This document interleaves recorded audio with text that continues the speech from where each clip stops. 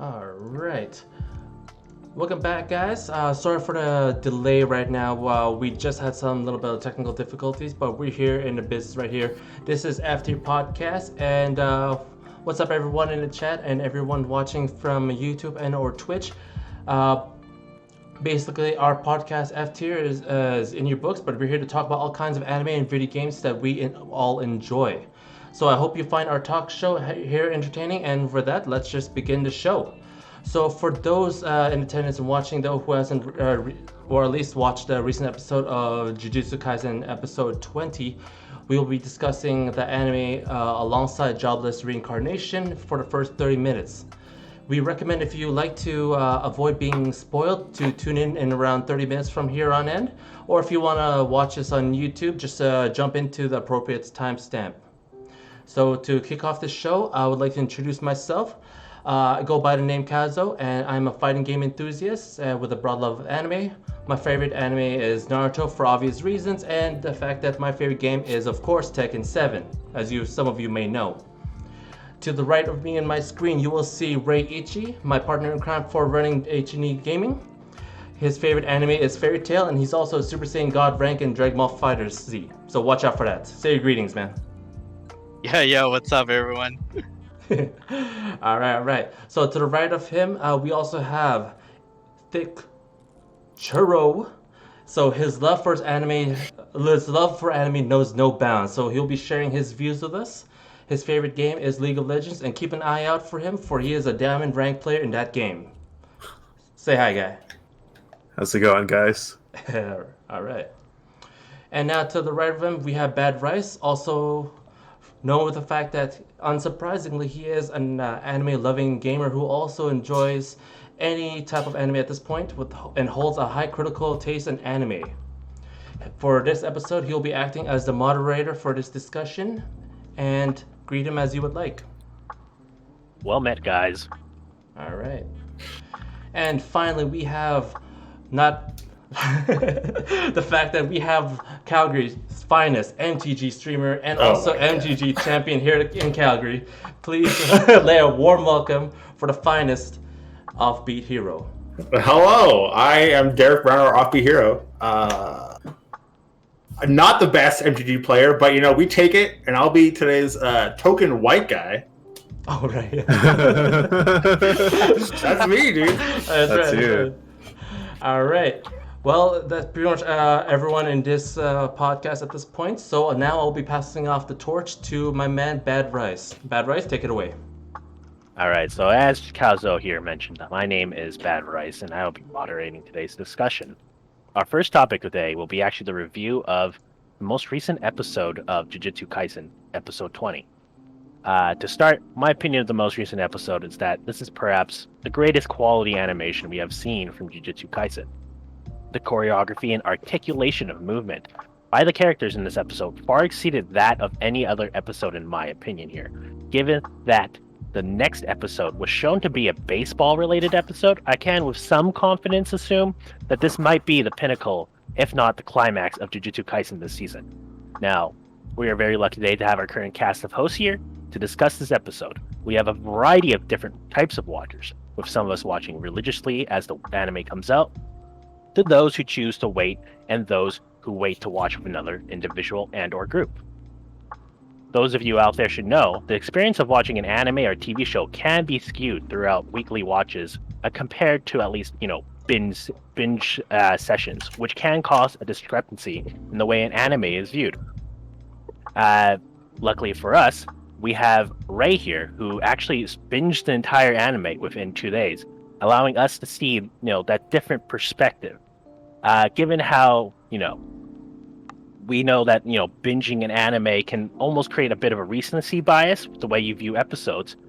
Let's get our current take from Ray to start us off. All right, thank you, Bad Rice.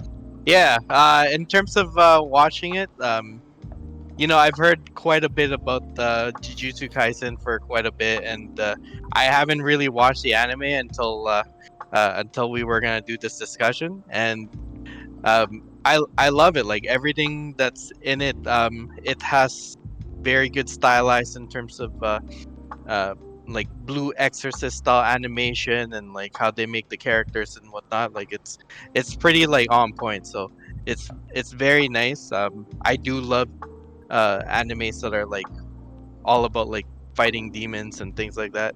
So yeah, curses. Heck yeah, man. Like, big fan of Naruto and whatnot, and it just like a whole lot of this like um it really builds. It really builds and it gives that hype that you really want. Like in terms of the arc of it. Like since I watched it like straight from the beginning, and I'm the type of person to actually watch an anime from beginning to end as soon as it all comes out. So I want to go and like see everything to happen all at once. And yeah, like the truth of it is like I really just want to see season 2. Like I haven't even finished season 1 yet. I'm like, yo, season 2 has to start. So, seeing as you're the one who binged this anime, can you tell us what you think about episode 20 in comparison to the previous episodes that you have seen? Would you say that it is perhaps the best episode in terms of maybe animation, story, maybe the writing was good? What are your thoughts?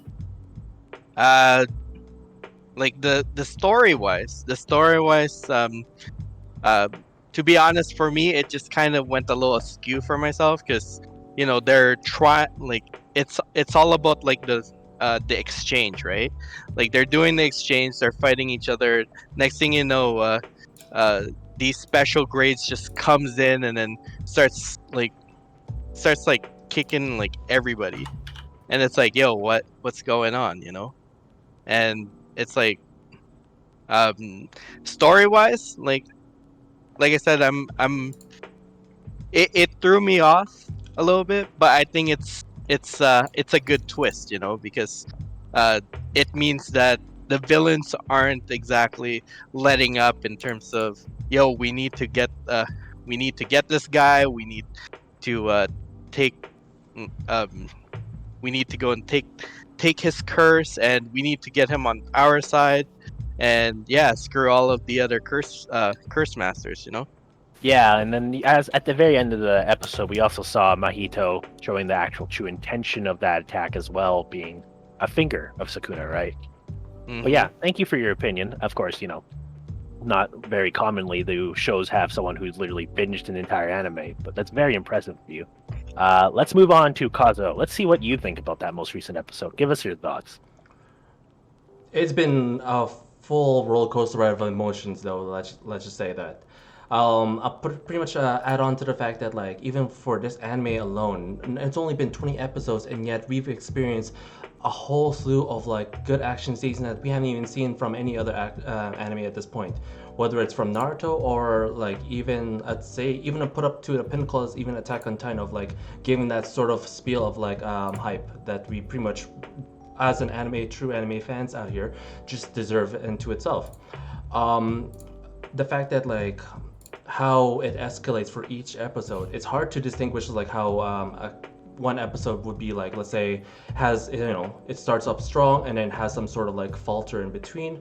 But so far this episode it just keeps, or I mean up until 20, like episode 20, it just keeps riding the train and taking off to like the next level of like amazingness, and that's what I've seen so far, and I've never fails to disappoint at all. It's just pure adrenaline rush. That's what I like about it. All right, let's move on to Offbeat Hero. Let's see what you think about this episode. Sure. So you said a pretty big thing there about calling episode 20 the best animation of the season. And while I do agree it was very good, I am not giving it the best. It was very good. The fight choreography continues to impress me. The fucking Goto's big beam of death was just like a feast for the eyes. But I can't remember the episode number, but the battle against and then also when it comes to watching shows and anime, I'm traditionally bad with remembering any character's names, so I'm always going to refer to like their unique thing that makes them who they are, right? So the like hands guy or like the stitch face curse guy, right? Mm-hmm. When they had the battle with him and he unlocks his like domain, that episode Oh my god, it actually blew my mind. And while this episode was very good, I don't think it is quite as good as that one in terms of animation quality. Just the like thing with the like hands coming out of his mouth and the like stuff, and when he like smashes in, it's like, dude, I told you, I said don't touch me a second time when he fucking yeets him out of there. Oh, dude, that was an episode, man. This one was good for different reasons for me, just because you don't see a lot in shonen like this, because usually, right, you have the main character and then you have all of his like side characters, right? This show does follow a kind of similar Bleach kind of structure where they're students and they have teachers and they're stronger, and they have the principals of those stuff and they're stronger, etc., right?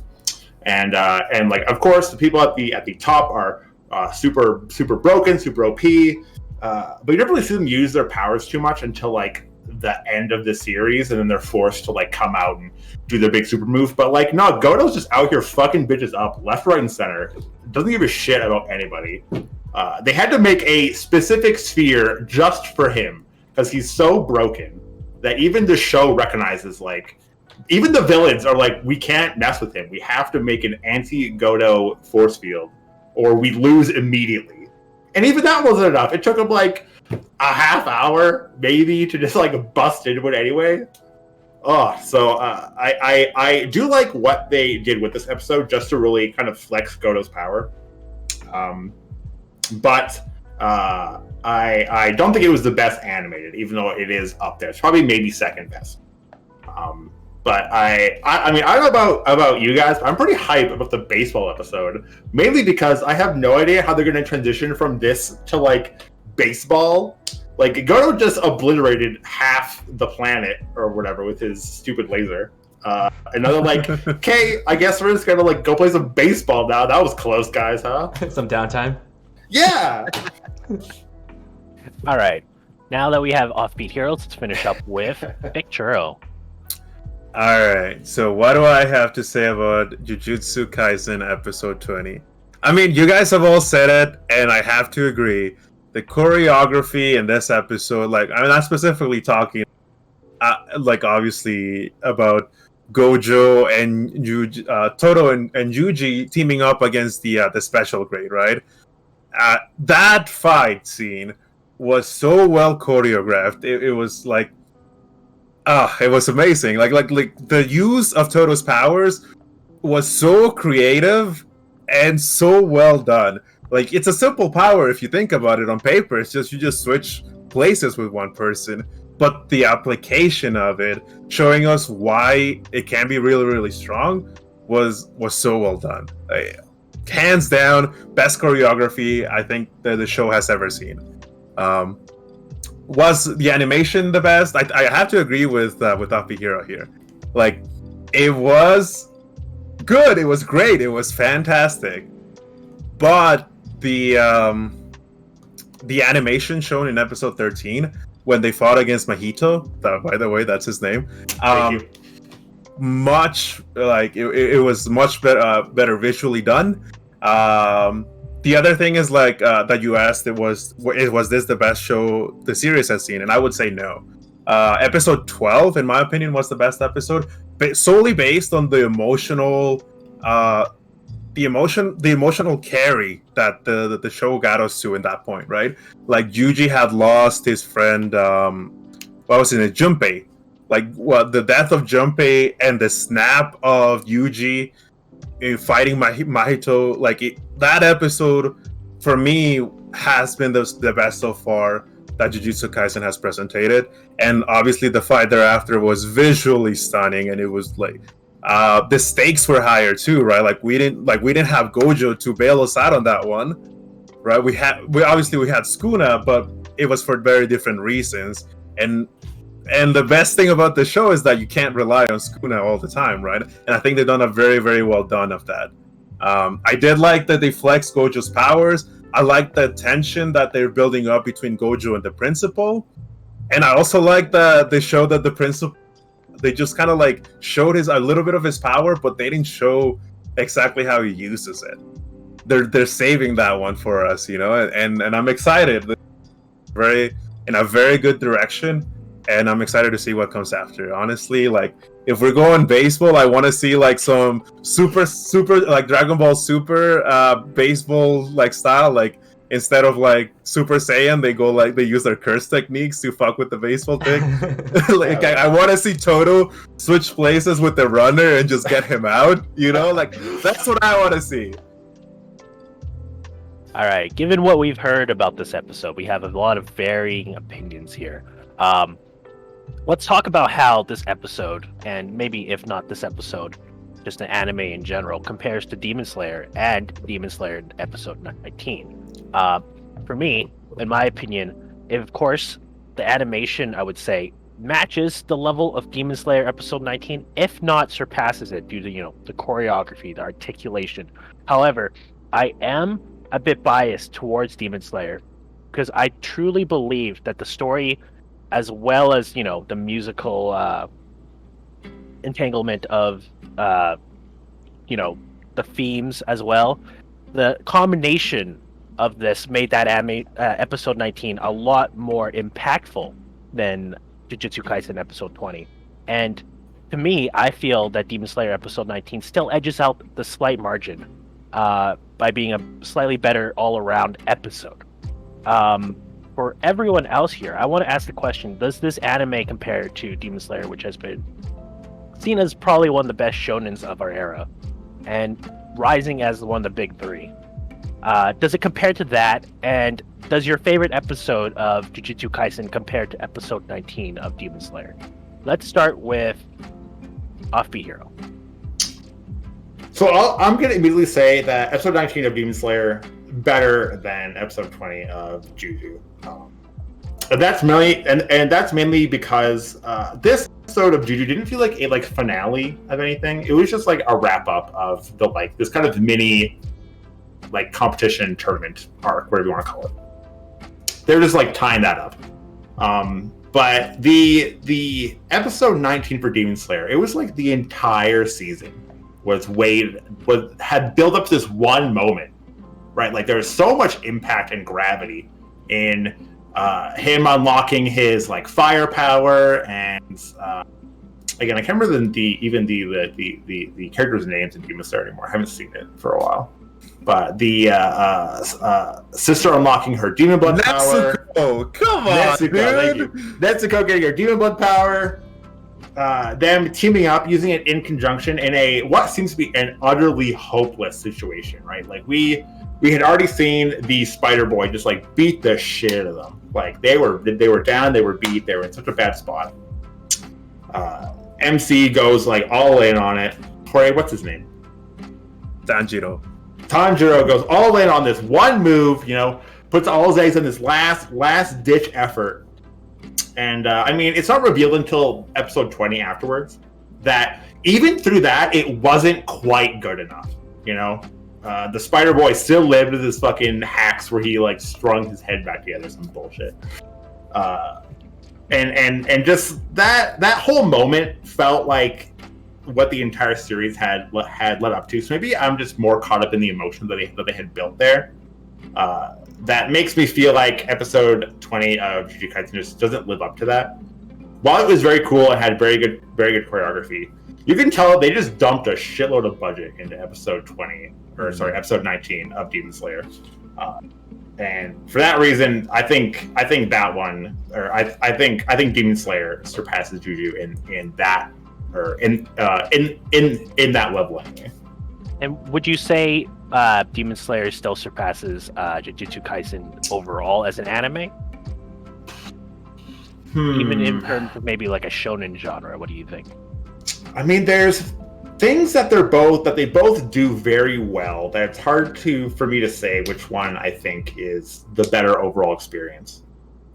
Juju plays with some interesting things with curses and how the main character has this OP dark side. We've seen it before. We've seen Ichigo have his fucking hollow side, and we've had Naruto and his fucking fox form. These dark edgy sides that make the main character OP. But it's whoa, you can't use that power too much because it's dangerous, right? But in all those shonen, they eventually master it, right? fucking Ichigo's going to hollow mode like every episode, and like Naruto's just building more and more different fox powers on top of his like existing thing. He can tap into it a little more every time. But with Juju, we've seen, like Jorge mentioned in episode 13, where he's like, "Hey, Setsuna, like, help me out," and he's like, "Nah, dude, this is funny. Like, I'm not helping at all, right?" Like, we're definitely seeing that this power, by giving it a personality, not just having it be like a dark side, by giving it its own character, it can have its own motives and therefore work against the main character while still going through with his own goals. And Jujutsu explores that very well, while Demon Slayer is more of the kind of traditional, like, somebody has a bad side, right? Because the entire plot revolves around getting Netsuko back to normal. But she's also proving that, like, hey, demons can be good. They're not always bad. That everyone has their good side to them, blah, blah, blah, blah. But the way that they execute it in Demon Slayer is just a little bit more unique and fresh take to those kind of existing tropes that we've seen before. All right. Well, does anyone else have any? Does anyone agree? Does anyone disagree? Let's start with people who might disagree and would say, like, Jujutsu's on the same level, close to, or even better than Demon Slayer. Let's start with that. Anyone? No, doesn't seem like anyone thinks Jujutsu is better than Demon Slayer. Well, let's start pretty close. Well, that's what I said, right? If you think it's somewhat close, then you should speak up now and let us know what your opinions are. So why don't you start off, Kazo? So, because like the anime itself is like, from what I noticed, like when watching Demon Slayer 2, it has a lot of good momentum that it actually drives the character forward and has a good story, rich story into that. The fact that, like, including all it has a good anime tropes, the good character development, pretty much has all the quirks of like what pretty much has that sort of like spice that pretty much every anime lover would appreciate. But going back to in relation to what Jujutsu Kaisen does, it has that too, but at the same time, it just by marginally less. But it does fine tune itself with huge anime battles that pretty much makes it memorable. I just find that especially when we're discussing about like episode 19 from like Jujutsu, with Demon Slayer, it just feels like it has that sort of edge that pretty much excels just a bit more than what Jujutsu Kaisen can offer at this moment, though. Like even at the end when Tanjiro is like slicing up, pretty much going through the whole, taking out and saving his sister at the same time. Nezuko pretty much got me in the feels. Like, you know what? It's like where it gives me that outlet of like different emotions. Where there's like, I want him to succeed. I want him to do all these things, but at the same time, it feels like you were on a journey with him in the first place. But in comparison to Jujutsu, it does deliver that, but it does leave a lot of things desired when, in terms of like the emotional value that comes for it. And that's what I was thinking. All right. Thicc Churro or Ray, do either of you have anything to add to this discussion? Absolutely. Like, yeah, I think what Gerard is saying it very much aligns with what I think is that Jujutsu does leave a lot of room to be desired for like emotional development, right? All of the characters seem to have like a lot of the character development. There's the story's moving very fast, but the characters aren't. If that makes any sense, right? Like the story's moving forward progressively very, very smoothly, but the characters are not that much different from episode 1. Right, or for whatever episode they've been introduced to. Like they haven't really undergone many emotional hardships, like the one caveat, to that would be like Yuji losing Junpei, right? Like that was a big moment. Yuji's death on both his classmates and yeah, Mythra. those ones. I don't know the names of those ones. But on the impact on his classmates just wasn't there either, right? And especially because he came back. But even so, like beforehand, their characters didn't develop because of it. Like they just didn't develop, and that's fine. It's not to say that a death has to change you, right? But if we just haven't seen the character development that we've seen in Demon Slayer in Jujutsu Kaisen, we just haven't. And like if anybody has a point to bring about that, like I can absolutely hear them out. But I just personally, I haven't seen it. I haven't felt it. And again, what Fihiro say, episode 19 of Demon Slayer was the culmination of the season, whereas episode 20 of Jujutsu Kaisen was just another fight. All right, fair. What about you, Ray? Do you have anything to add? Yeah, in terms of like Jujutsu Kaisen, it's basically just like a giant party. Like everything's always high tension, and like basically from episode 1 all the way to episode 20, it's all like party, and like you're waiting and like the climax just keeps getting higher and higher and higher. And the only issue that I would have is that once the season ends, that the season ender doesn't feel as good as isn't as big as of a climax as like the other episodes. And like I agree with like the whole Kimetsu no Yaiba, like all of the story wise and whatnot, like it's very well developed.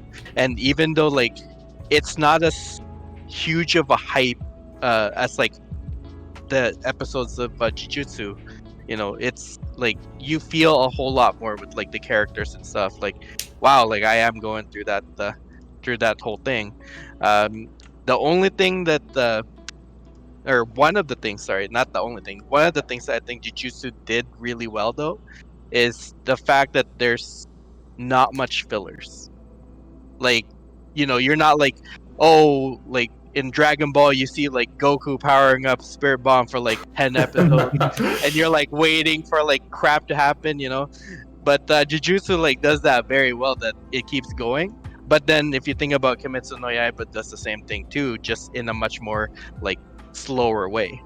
Yeah, indeed. A lot of modern animes have definitely drifted away from filler content, especially these more shorter 12 season or 12 episode to 24 episode seasons. We've definitely seen a departure from having filler content in our seasons. But so gonna have to cut you off there so we can move on to our next section here. We are now having a bit of a mini competition between everyone here. Now, here's how the game works. Essentially, the question for all of you is, if you could have any cursed power, what would you have? And you'll be graded on a rating out of 10 for the following categories. Rule of cool. How cool is the ability? It's really important to know. Creativity. I want you to think outside the box. Something that really just captures my attention. Something that I would see and be like, yo, damn, that's pretty cool. And then lastly, feasibility. I need you to be able to justify it to me. Let me know, how does this ability works? Don't tell me that you can just make people disappear with cursed energy. That's some bullshit. Give me some actual content. All right. Let's start off with Thicc Churro this time. Nice. All right. So basically, you snap your fingers and they disappear. With Oh my god, dude! Like, what is that? For real though, I would choose the ability to manipulate weight with cursed energy. Oh. Right. So I think the ability would work best like as a touch based, right? We've seen it on Bleach. We've seen it on that sword that like weights double, right? But this is a little bit of a different concept, right? It's not just increasing energy, it's manipulating. It's not increasing weight, it's manipulating weight. So that also means you can make things lighter. Now, the idea that I'm proposing here is the ability to manipulate weight with cursed energy. So it's a bit of a double-edged sword. It does have one drawback, is that if you manipulate something, you're imbuing cursed energy into it. So that is to say, if you're up against someone and you're like, fuck you, this now weighs 500 pounds, right? that's 500 pounds of, or like, that's 500 pounds of cursed energy you're putting into it. And so, yes, it weighs more, but it's also that much stronger. And by the same concept, you can manipulate, like making things lighter, also make it stronger, which means you can apply it to your own body and just be fast as fuck and hit like a truck. It has like a number. Nice. It has a number of different uses. Alrighty, well, I'm gonna give you a score of 7 out of 10 for how cool that is, because a lot of abilities, when you think about them, like cursed hammer, like it's very basic, but the coolness of being able to use weight definitely is up there. I'll give it a 7. In terms of using forces to kind of control different elements of the world using cursed energy, I would give it an 8. And your support for it, I would say I'm gonna give it about a 7 as well. So you have a final score of 22. Wow. Let's move on to our next contender here, Kazo. Oh shoot! All right. So let's go.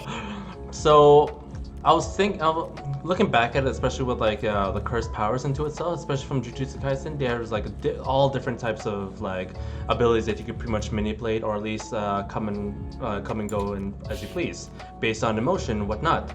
But for me, I was looking around and trying to think outside the box, and lo and behold, I realized it was on me the whole time. My tattoos here is the one that I was thinking that just pretty much expand on that. So the fact that I have Ninetales Kurama over here, and then I have a full dragon on this side, I was thinking like having that as a curse power, like basically come from my skin as like a summoning power, just like one of the characters out there.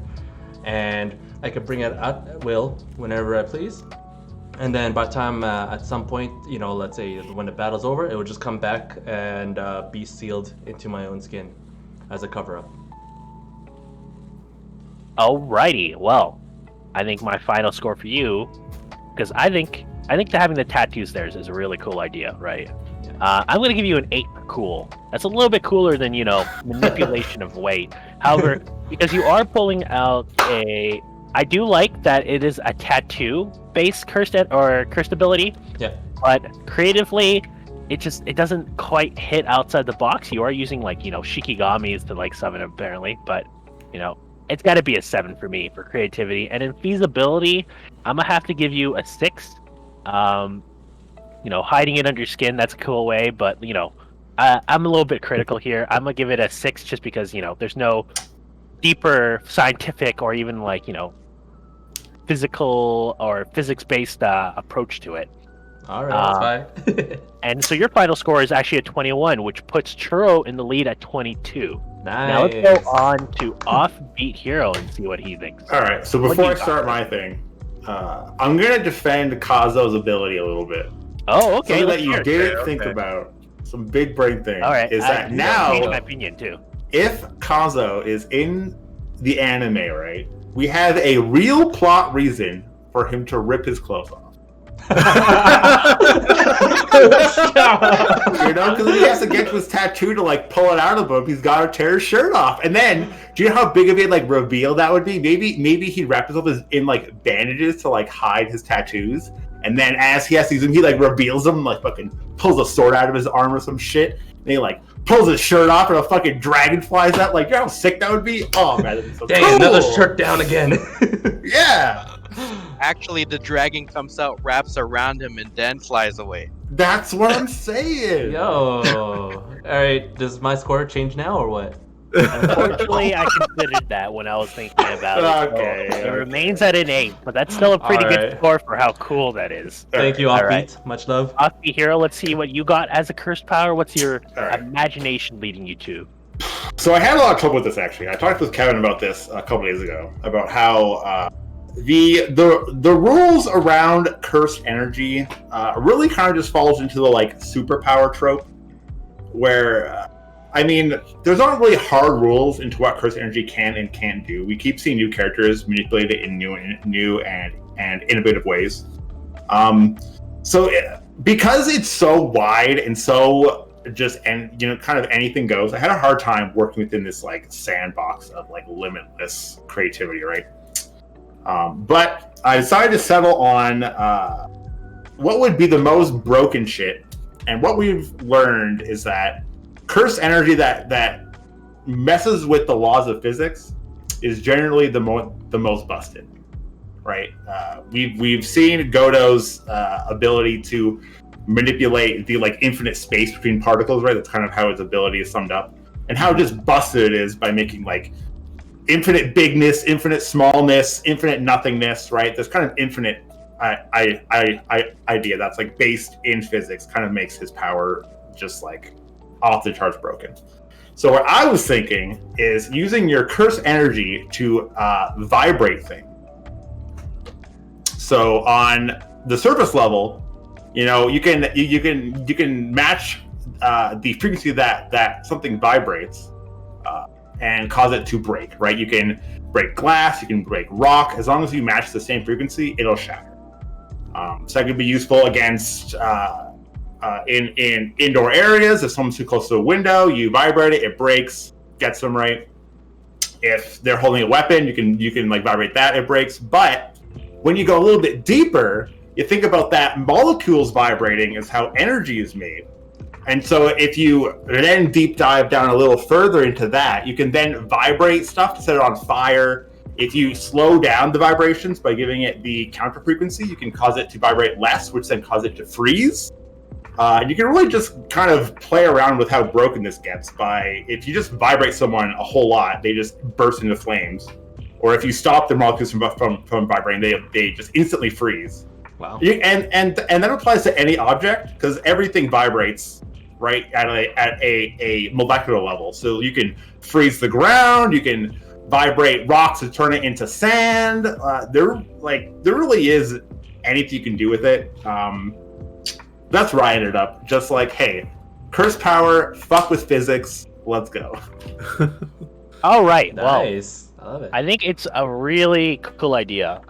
You were at a 6 originally for cool. I saw you there, dude. Yeah. You saw that, but I it was did. at a 6, and the more you talked about it, the more I just thought, like, you know, that the applications do increase how cool it is, but is it cooler than changing weight, or cooler than a tattoo?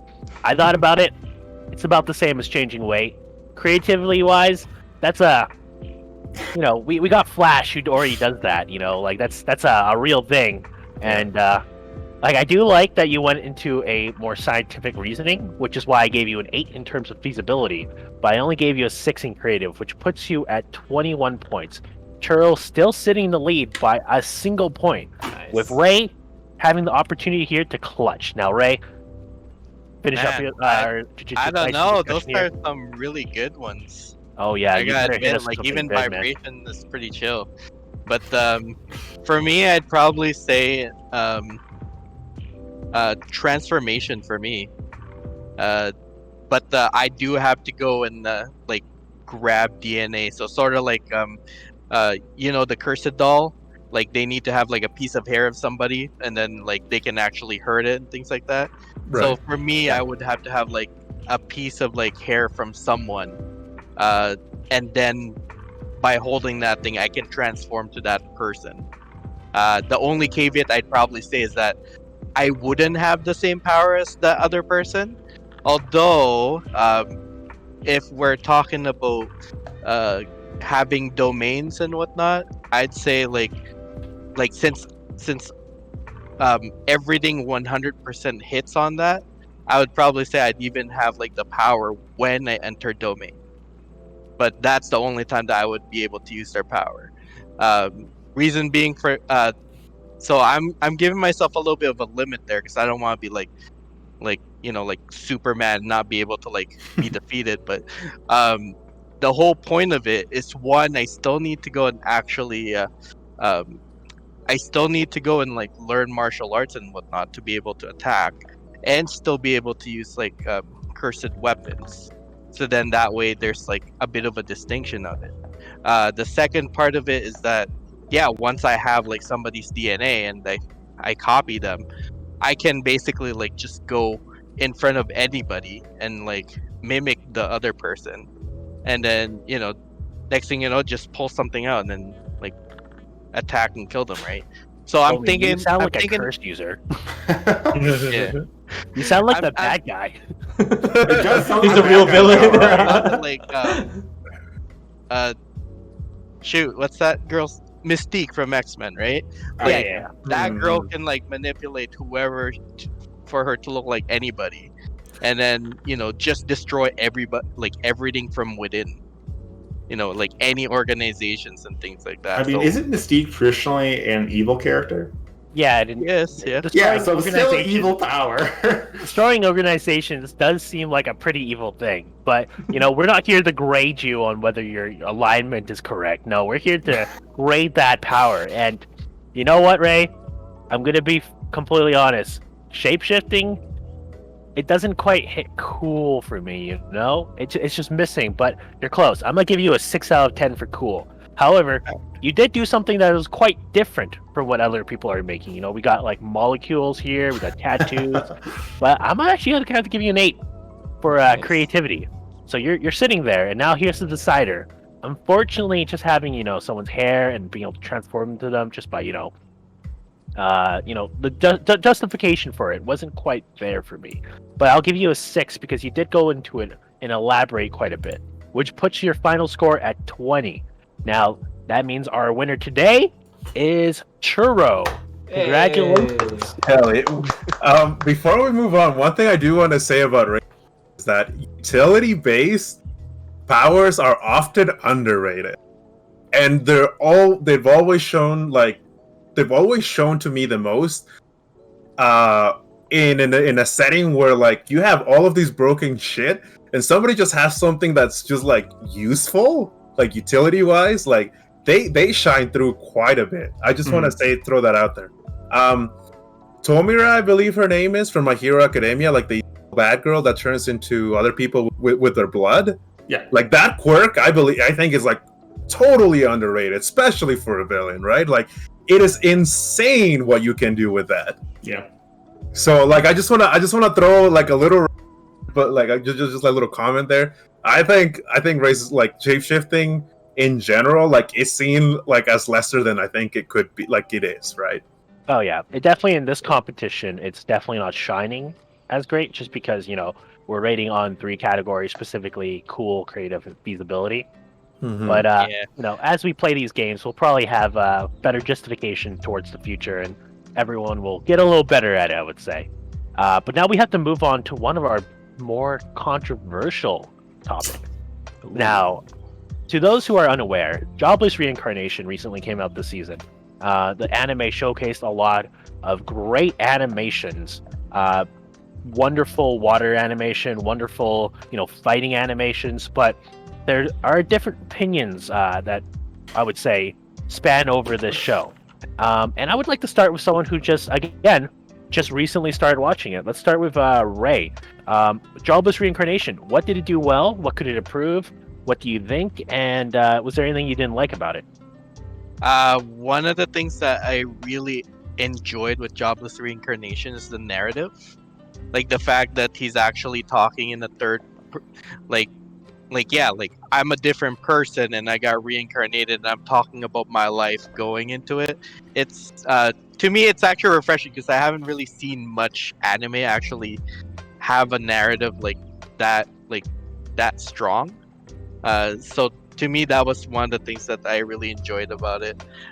In terms of story-wise it's a little bit generic for me. It doesn't necessarily have the wow factor in terms of he got reincarnated, he's got like amazing mage powers. The only thing he's really struggling with is making money and trying to get a girl.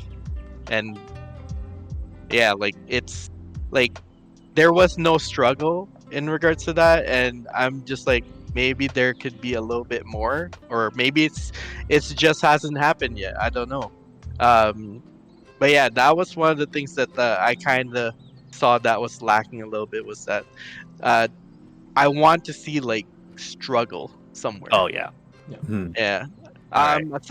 Aside from that, the only thing, like, I think it's for an anime, it's very well made for the fans and whatnot. The only thing I just have a little thing about was the whole um 10-year-old and 12-year-old girl tried to do it. It just kind of I'm like, well, I get it. It was back in the olden days, and I'm pretty sure there's people who are 30 that married 9, 10, 11, 12-year-old girls and stuff, but I just don't swing that way. Oh yeah. Alrighty. Well, we've had your opinion. Let's move on to someone who was a weekly watcher. Let's start with Churro. All right, so let's get the cat out of the bag. Let's address the whale in the room, because it is a whale. It's not. The show does showcase a lot of lewdness. It's very and it does draw back a lot from the show. Right away, that's surface level is a huge problem. And I'm never against lewdness in an anime, right? If it's here and there, something it draws back. I think the lewdness in any anime, really, right? There are a few exceptions with comedy animes where it just fits very well. But in this case, I don't think it fits very well, and it works though. It works very well with Paul. The lewdness is absolutely hilarious when Paul is involved. It doesn't work when Rudos is involved. And why? It's because he's actually 30 years old. The man is 30 chasing after young girls. And that's a big problem, right? It's very hard to watch a scene where there's quote unquote sexual tension between a 12-year-old and a 30-year-old, right? It's bad. It's really, really bad, and it does draw. It has a big drawback for the show. The fact that we know that Rudos is actually 33 and he's not really 10. It's a huge drawback because they include him in very, very lewd scenes, and it's just his affinity for being kind of like a degenerate. It just doesn't work it doesn't translate very well to the maybe in Japan it's a different beast, right? But at least here in North America, it's very looked down upon, right? It's anybody that you ask a regular fucking person, they're gonna say they hate pedophiles, and that's kind of what they're showing us, and that's a huge problem for the show. However, the world building in this show is superb. The fact that we're learning the world through Rudos' eyes is it's very smooth. He doesn't know anything about the world. We don't know anything about the world, and it's very well done. Comparing it to other isekais, right? Where they're just kind of asking and learning and asking, or hey, how does this work? Or hey, this is just like that game I played. It's no, this is a completely new world, completely new set of eyes, and we're all learning it together. And I really do like it goes very smoothly that way. The other thing is that the exposition in this show is so well done. The best exposition I've seen in an isekai is the birth of Rudos and the death of the old man. I forget his actual name, but his transition between life and death was seamlessly. It was the best isekai transition I've seen personally. Just the way they've shown everything, and just the way we learn about his past life and the way we learn about his new life. And, all of the exposition is great. There's no explanation that's dragging on. There's no scene just being there for the sake of being there. Again, besides the lewdness, everything that touches on magic, everything that touches on his past life, on his new life, even the cast, the way the cast is introduced is so it's so well done. It's so smooth. It's so logical. It's great. It's a good anime, but again, the lewdness has it's just a big tipping point, and if they could fix that, I think we'd have a great isekai in our. Alrighty. Let's move on to Kazo and see what you think of this. This anime actually, the fact that you guys, Bad Rice, when you introduced me to it, I was wondering what was this all about and everything else though. And it sprung upon to me that like it gave me initially the reincarnation of the slime, where it's like you come out as like a second life to do whatever you want to. Just like any, like, let's say if it was like a sword art, you come out and work as a whole different character and then you just go up upon that. However, in this case, I love the animation. That's what basically one of the few things that like I actually did, or like one of the few things I did enjoy about the anime itself. I noticed the small little details. Though, speaking as a fighting gamer, I noticed they were playing Guilty Gear, so I noticed it was like they pretty much put on some gaming screens and everything else. So he was also Rudy was also making some like Dizzy or a Jam small little figurines. I thought that was pretty cool, like a little nod to at least having Arceus on board with this. But the fact remains, though, he is just like how Jorge said, would be like he's about what 30 something years old, give or take, and he's living his life. But at the same time, all all what he experienced though in the past and everything else, though, the fact that he has the ability to pretty much start over fresh. So not only the fact that they be able to do that, but his, he's a guy. He pretty much can do whatever you want. However, just like what Churro was mentioning about, or at least everyone else has agreed upon, kind of goes beyond what borderline might be in terms of like, what was quote unquote like, what was, I guess, what's the best word to it? The normal, I guess, or appropriate at the time. So even when what was that? When he was celebrating his birthday, like Rudy was celebrating his birthday, the mom was like, you know what? Come over and then here, come marry my daughter. They'd be like, ooh, I thought I was just here just to go, to university. I didn't know it came with this quirk, at least of all the things. So, but I mean, overall though, I mean, with lewdness and everything else though, it didn't even shy away from it though, especially from the first episode in between. What's coming, and I hope, I mean, like, it doesn't go up and become like too much, Okay. That's my thing. Yeah, that's fair. Yeah, that's it. That's all I got. But otherwise, All right. Christine. Oh yeah. All right. So you would say that you enjoy like the anime story, the writing. Oh yeah. Overall, yeah. I'm pretty much in tune with it, and always look forward to the next episode that's coming.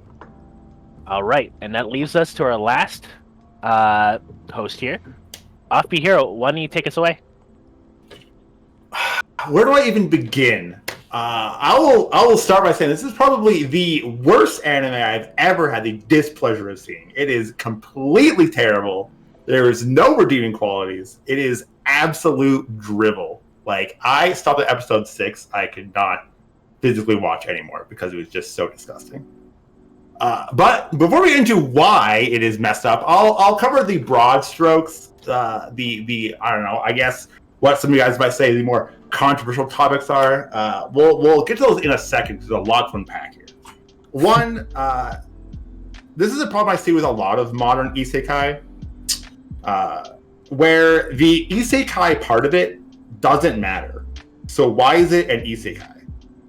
Right? Like, this show could have easily been shown through a brand new child's eyes.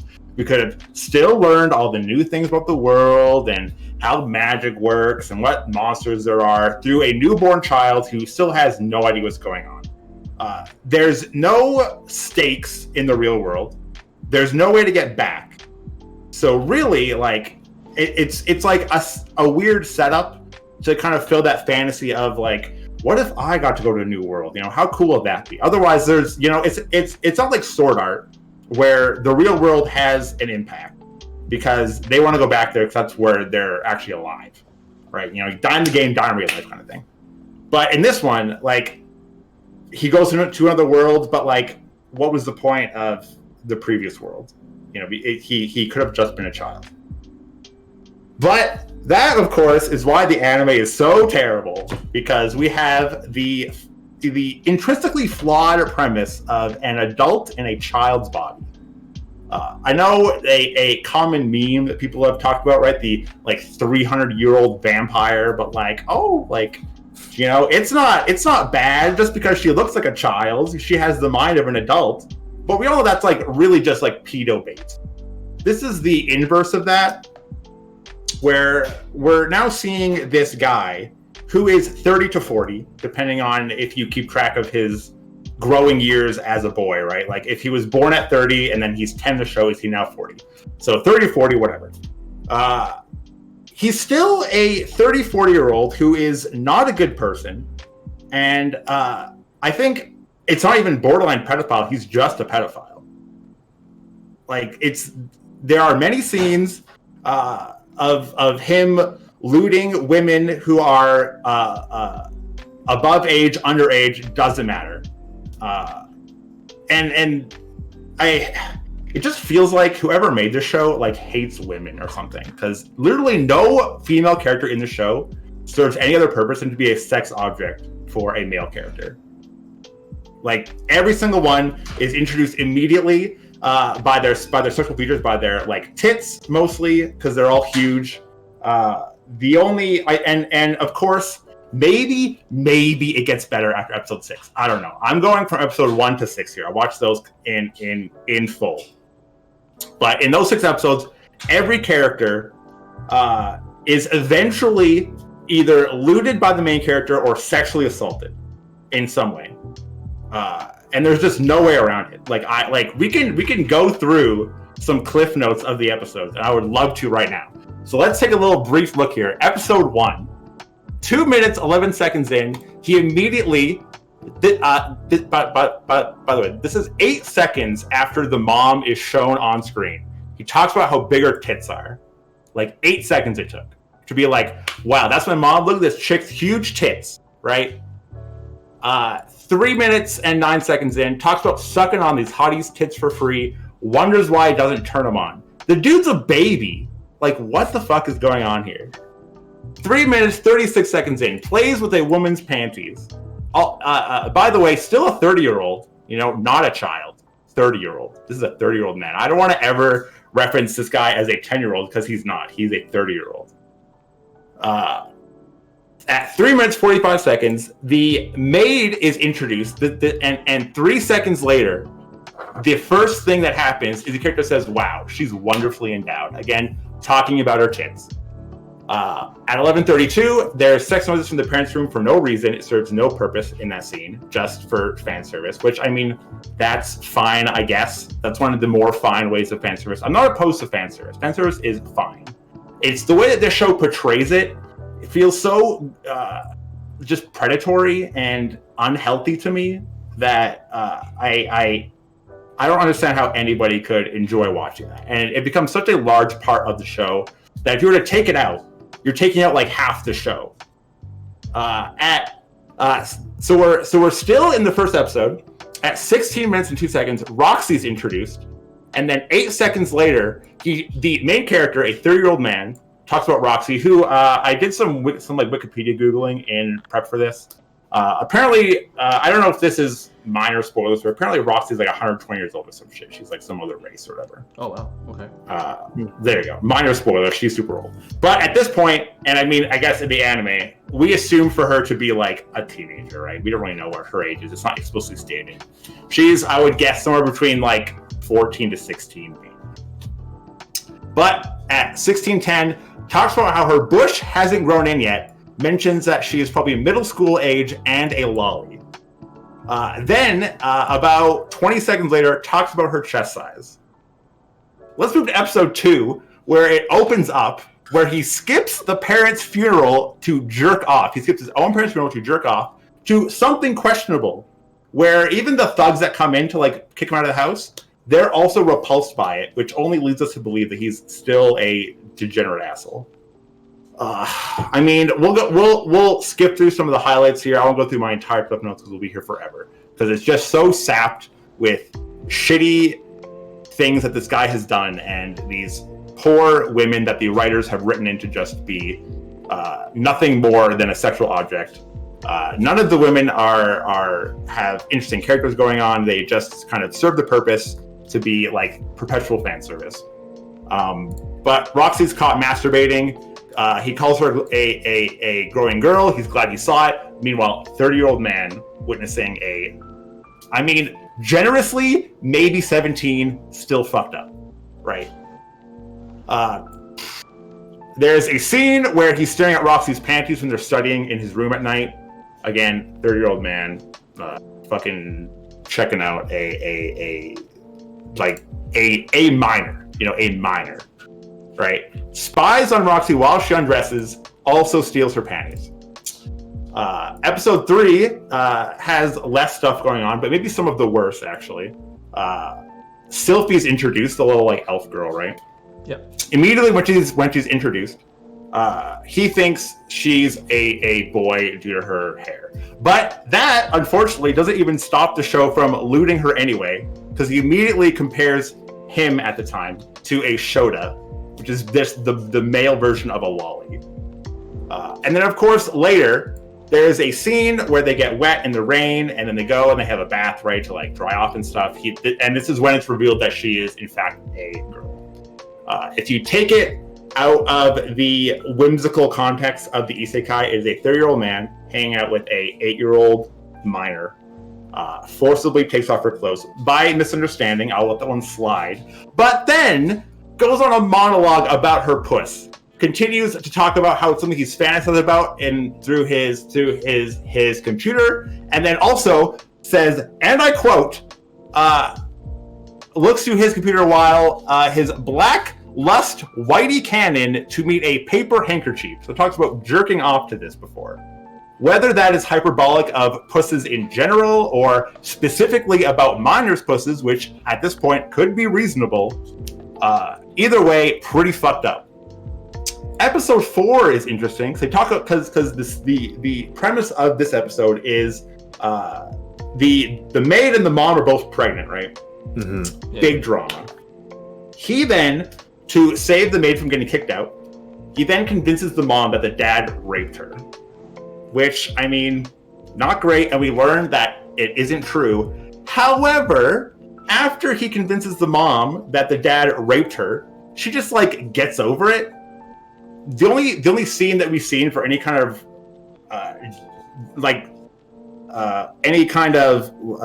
justice is that she walks by and says we're gonna have a long talk about it, but nothing bad happens to the dad. It immediately cuts to a later scene of him having fun with his 2 new kids that he got to fuck both his wife and the maid for with no consequences.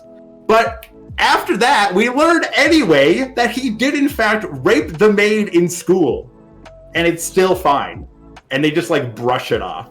So now not only are they brushing off pedophilia, they're also brushing off just rape in general, which is fine, I guess. Not right. Really. But we also learned, so we were led to believe in the beginning of this episode that the dad raped the maid. And then it is revealed, in fact, that the maid had seduced the dad. Right, and she's thankful for Rudis for saving her bacon and all this shit. But then they show a scene of how she seduced him, which has nothing to do with Rudis, but more has to do with the. I don't know where this comes from. I assume it's a light novel or a manga or whatever. So the author/director, how they portray this, how she seduced him, heavy quotes seduced, is a scene where she is in her own room with the door open a little bit. She's minding her own fucking business, having a sponge bath. And then the dad pervs on her and then walks in, and that's how they fuck. Not once did she, pull a move on him or throw herself at him. She would just mind her own business. She would turn around to see him looking and invite him in. None of that shit. Basically pulled the well, she was asking for it, went in, and he happened to luck out after perving her, which I don't know what kind of lesson this is trying to teach the audience, but it's pretty fucked up. There's a scene in episode 4 as well where we see Rudis in his bed fantasizing about Sylphie, which is a minor, and he is 30. We get a letter from Roxy where she talks about how studies are going and shit. But of course, that letter isn't complete without her also talking about how her current student also steals her panties, and then we get a great scene of the dude groping Roxy, which I mean they really can't stop just like throwing more and more shitty content at me as I'm watching this fucking atrocity of an anime. And then episode 4 ends with the cat bodyguard showing up, which I mean they didn't even have to allude because I mean look at her character design. She's a huge tittied cat girl with a belt for a top. Like her little top armor is a fucking belt. Episode 5 is actually the most sane one of them all. Nothing crazy happens. You know, they go on their little mission with the like fake kidnapping to get the girl to be all cool with them and stuff. And there is a iffy scene where the kidnapper beats the shit out of the like red-haired girl. I can't remember her name. Beats the shit out of her. Maybe it's a little bit too violent for me, but it seems like the only people getting their shit kicked are women until later in this episode where the character comes in and fucking kills all those guys. This one was fine. I was thinking, hey, episode 5, maybe we're finally okay now. Maybe they're past it, right? They're over it. But no, in episode 6, where it finally made me stop, there is a scene where they're teaching or whatever, right? He's like a tutor and stuff. The red-haired girl runs off because she hates doing math and writing, because it's boring. He then finds her in a barn in like a hay bale. She's like asleep, right? And what does he do? He gropes a 9-year-old. Oh boy! Don't you just love this anime? Aren't we having fun, guys? And then after he gropes her, she doesn't wake up, and he decides, hey, she should have woken up and she should know better. Proceeds to go to try and take her panties off. At that point, does she wake up and then give the comical like kick you in the balls, ha ha, little smirk, and then like walk off. But like no actual consequences here. So I've just watched like 6 straight episodes of a 30-year-old get away with doing incredibly sexual things to both minors and adults, but under the guise of a child. And we're supposed to like feel sorry for him. He got killed or whatever, and now he gets to be a fucking badass mage who does whatever he wants. Like, I just don't like how the show is framed. That it does all this stuff. None of the characters get punished. The dad doesn't, nothing bad happens to the dad for both having the mom believe he raped someone and having him actually rape this girl. And then just having this 30-year-old dude constantly get away with feeling up all of these underage girls all the time. And I mean, like, yep, that's pretty much it. I don't really have anything else. I mean, I know, long rant, but what the fuck? This show is actually terrible. Let's go on to the next person. Let's start off with Thicc Churro. I think he has a few things to say, right? Counterpoint to a couple of things there. It didn't need to be an isekai. I do agree. It didn't have to be an isekai, but the fact that it brings his past trauma into the mix. It brings the fact that he is a shitty person because, like, let's be real, he got kicked out of the house because he was jerking off instead of going to his grandparents' funerals, right? Like he was a shitty fucking guy.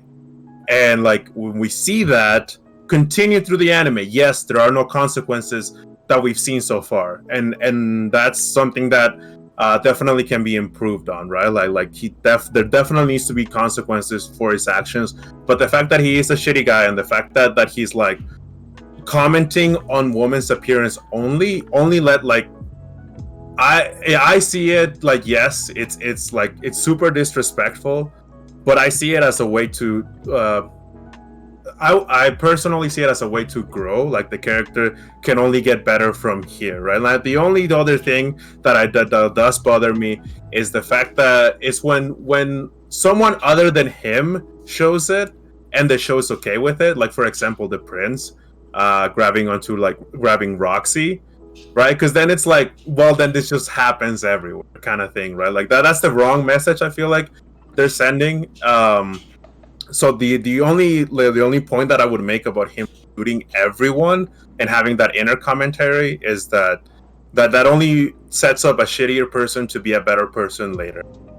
The other thing is that he didn't actually convince the mom that he raped the maid. He said he had a hold over her. So the rape, like, I guess, yeah, it is rape. Like he was That trying is to rape. no, he was trying to convince her that she raped him, but like the maid dismissed that entirely, right? Like she said it was a lie. She put him straight. It wasn't like she said it wasn't. And that's the other thing. But it made the mom like check for like just reevaluate the situation, right? That's all. But yes, then Paul goes and says that he actually did it. Which, I mean, yeah, like that's a big issue with the show, right? It's the fact that so many of these characters are being lewd, and my problem with it is that when it goes outside of just the 30-year-old guy. Because if it's just within the 30-year-old guy and there's consequences to his actions, then you're just setting up a shitty character to become better later. And so it's early in the anime, and it like you said, if you want to, you stop watching it, that's fine, right? Like I said, it's a big drawback, the fact that that all of this like just kind of like, yeah, it's super disrespectful to women. Like there's no other way to putting it, right? Like but I don't believe this is fair to say that every woman is there just to be sexualized. Like there are characters like the mom, there are characters like even the bodyguard. Sure, is she like look at her character this, right? Like, but I mean, like that's anime, really. Like those character designs exist in other animes, and we still get to see the bodyguard being a fucking badass. And I have fun actually watching her learn alongside with the little girl. Like I actually do have fun. Like it builds onto the world that she was never rich enough to do math, right? And then she's learning as an adult, and I think that's to say that she's just there as a placeholder. It's not fair to the character. All right. Let's move on a little bit here. Let's start with maybe see what Kazo or Ray. Do either of you have anything to add? Something you disagree with this? Like, not really points that you agree with, but mainly if you have anything in addition to what has been said already. I like what Churro's like his way of thinking, to the point where it's like how even when people make mistakes, it pretty much places them at a sort of tandem area where they would end up growing to much more better. I mean, take for instance, but just put on the spot Naruto. Naruto was like a little spunky little kid that pretty much ended up stealing the wind scroll, or like the jutsu scroll to itself. And because of his actions, he ends up like going up and becoming better as the story progresses. He wanted to make anyone pretty much evaluate him and become who he is as remember me as the Hokage, at some point in time. So at the fact that adding on to the point where it's like everyone is at a point where it's like people are still learning, just like how Churro was mentioning about the fact that not only the fact that the bodyguard was going through adult learning, everybody everywhere was actually learning as they go. I mean, even our character Rudy was learning different languages. So I appreciate the fact that you could see the story progression as episodes keeps going, and that's why I'm looking forward to it. Well, for me, I disagree a little bit with what Churro said in terms of there is redeeming qualities of it. I agree that there is redeeming qualities of it. The only thing is that is it enough to redeem the qualities of a shitty guy? That's the only thing that there is all the the learning and the teaching and the he does go and make some good decisions I'm gonna go and do this stuff, and then he's like, no, I should probably just let her go instead of just raping her, but the fact is he still thought about it and he actually tried to enact it, and then and then right at the end that's when he's like, no, I'll just stay in my room, All right, we'll conclude this pretty soon here. I just want to get Offbeat Heroes just quick rebuttal and maybe open up the discussion so we all can talk as well. Sure. I'm just not into a show about a redemption story for a pedophile, especially when there's been no punishment for his actions anywhere. He just keeps getting away with doing weird, lewdy shit to all these people, and gets away with it. And we've seen that in his previous life he was also not a great guy, right? Also not a great character. And they try to make us feel bad for him. They show us the scenes of like him getting bullied at school, but I mean that just leads me to believe that he deserved that because he was probably a shitty person then too, right? Like, and I'm just not interested in seeing a show where someone like that gets rewarded. He gets to start a new life in a fantasy world where he's naturally gifted at magic. He gets to go off and he gets to live in a fine castle with a girl who he unfortunately likes because he's a pedophile, and then just like just lives a happy like a happy-go-lucky life with like all his shit. And he's like, dang, right. I'm sure glad that I got over being or not going to go outside. All right, so what would make this anime better if you could decide episode 7, change everything up, fix it? What would you have done? Would you punish him? Would you literally maybe go and string Paul up on a news? At this point, it's unredeemable. It's unredeemable. Okay. You would have to redo it from the ground up with and make it a totally different show. I mentioned before, scrap the isekai part. Have the same, because you mentioned that the animation and the world building is super great. The like magic and the kingdoms are fun, interesting. So why not just scrap the isekai part? Don't make him a 30-year-old. Make him a child. He still learns magic the regular way. He still experiments with stuff. He meets this new girl in town, learns about other races, goes off, gets a job, all that. But as a child, and then you just scrap all the weird lewdy shit.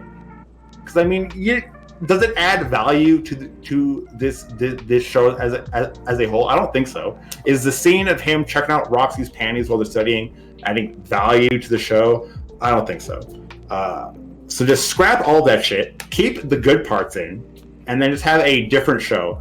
If you want a show, I will take this chance. If you do like the idea of because I know people have always talked about it's a fun topic to go over about like if you go like back in time, right, to a past version of yourself, go back to when you're like 13, 14 with your current knowledge, how do you do things differently? That's a fun thought experiment. If you want an interesting way to go about that, there's an anime called Erased. It is very good. Definitely check it out. It's got the same premise where an adult goes back to a child form, but without all this weird pedophile lewdy shit that just ruins the show and makes I would hope most people uncomfortable to watch. All right, Churro, do you have anything to rebuttal to that? I think we've talked about this long. I think all minds are made up. All right, we're pretty set here. So we're gonna move on to our next topic. Sorry to everyone if that was a while, but opinions can be said. It's a good thing when we get to speak freely on this show. If I convince at least one person to not watch this show, then my work is done. All right, now let's move on to video games. So we're done with anime for a bit. We'll come back to it if we have time. But for now, we're going to move on to video games. The first thing I want to talk about is the brand new Valorant character, Astra. Now, a lot of these shooter games, representation is important, and sometimes they tend to take characters and just jam in diversity to try to make it work. But I'm a big fan of the most recent character that came out. Her design, kind of mimics, Wakanda tech as well. But in my opinion, the combination of that kind of, aesthetic alongside a cosmic themed kit was really cool. I'm a big fan of that, combination of things. And I think it's really important to just look at the character separately from, their own kit. Now, in regards to the kit, I do not like that there's no reactive elements to the character, as opposed to, everything that she does has to be preset. And I can see her being very powerful for team play, but for, solo queue, for, individual plays, or just small groups of people, like 1 or 2, 3 people, I feel like she's going to be very, very underwhelming. Let's start with our thoughts here. Ray, you don't play Valorant, but have you had a chance to look at it? No, not really. All right, To then be let's honest. jump quickly to by order here. So we'll say Churro here is our Valorant hardcore player. You know, he plays quite often. He knows the game very well. Kazo here is our very baseline casual player. And Offbeat Hero here is our very, very casual player. Only plays if he's invited. I mean, Which is, you're not you know, wrong. that's how you see it. So we'll start with Offbeat Hero. Let's see what you think about this. Sure. So yeah, I took what's her name, Astra, out into the practice range for a bit, and I guess we'll just go over quickly about her general overall theme and design. What I liked is that initially in the trailer, I mean, I watched a trailer. I don't know if I watched the one that we've got linked here, but the trailer wasn't in English. It was in another language. I can't remember what it was. Maybe it was Spanish or something. But I thought that was neat because it you know, we know that this game is and a lot of these games are developed by North American studios for North American audience.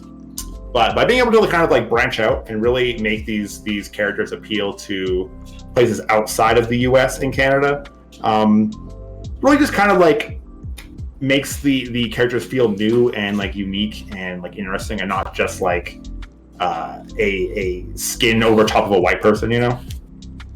But the whole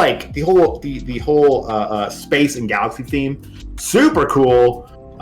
We've seen in other games like League of Legends where the like space and galaxy theme are constantly just churning out skins because people love the kind of like galaxy space.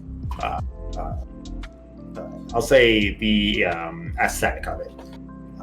But moving on to the kit, you mentioned that it's not very proactive here. Not very reactive. It's very proactive. For people that don't know or haven't checked it out, most Valorant characters, their abilities have individual charges, and you have to spend money to buy a certain number of them, depending on which ability it is. But Astra has like a global charges for all of her abilities. Instead of each ability having its own kind of pool of ammo, she has like a shared ammunition for all of her moves. And her main technique here is to go up into a kind of third-person view, like in a like RTS, and then plant these stars around the map. They're like globally ranged, and they're kind of just like setups. And what this does is that because you have to set up your abilities ahead of time, I feel like she's going to be much better on offense rather than defense. Because with offense, with your team, you can coordinate against a certain point, whether it's A, B, or C.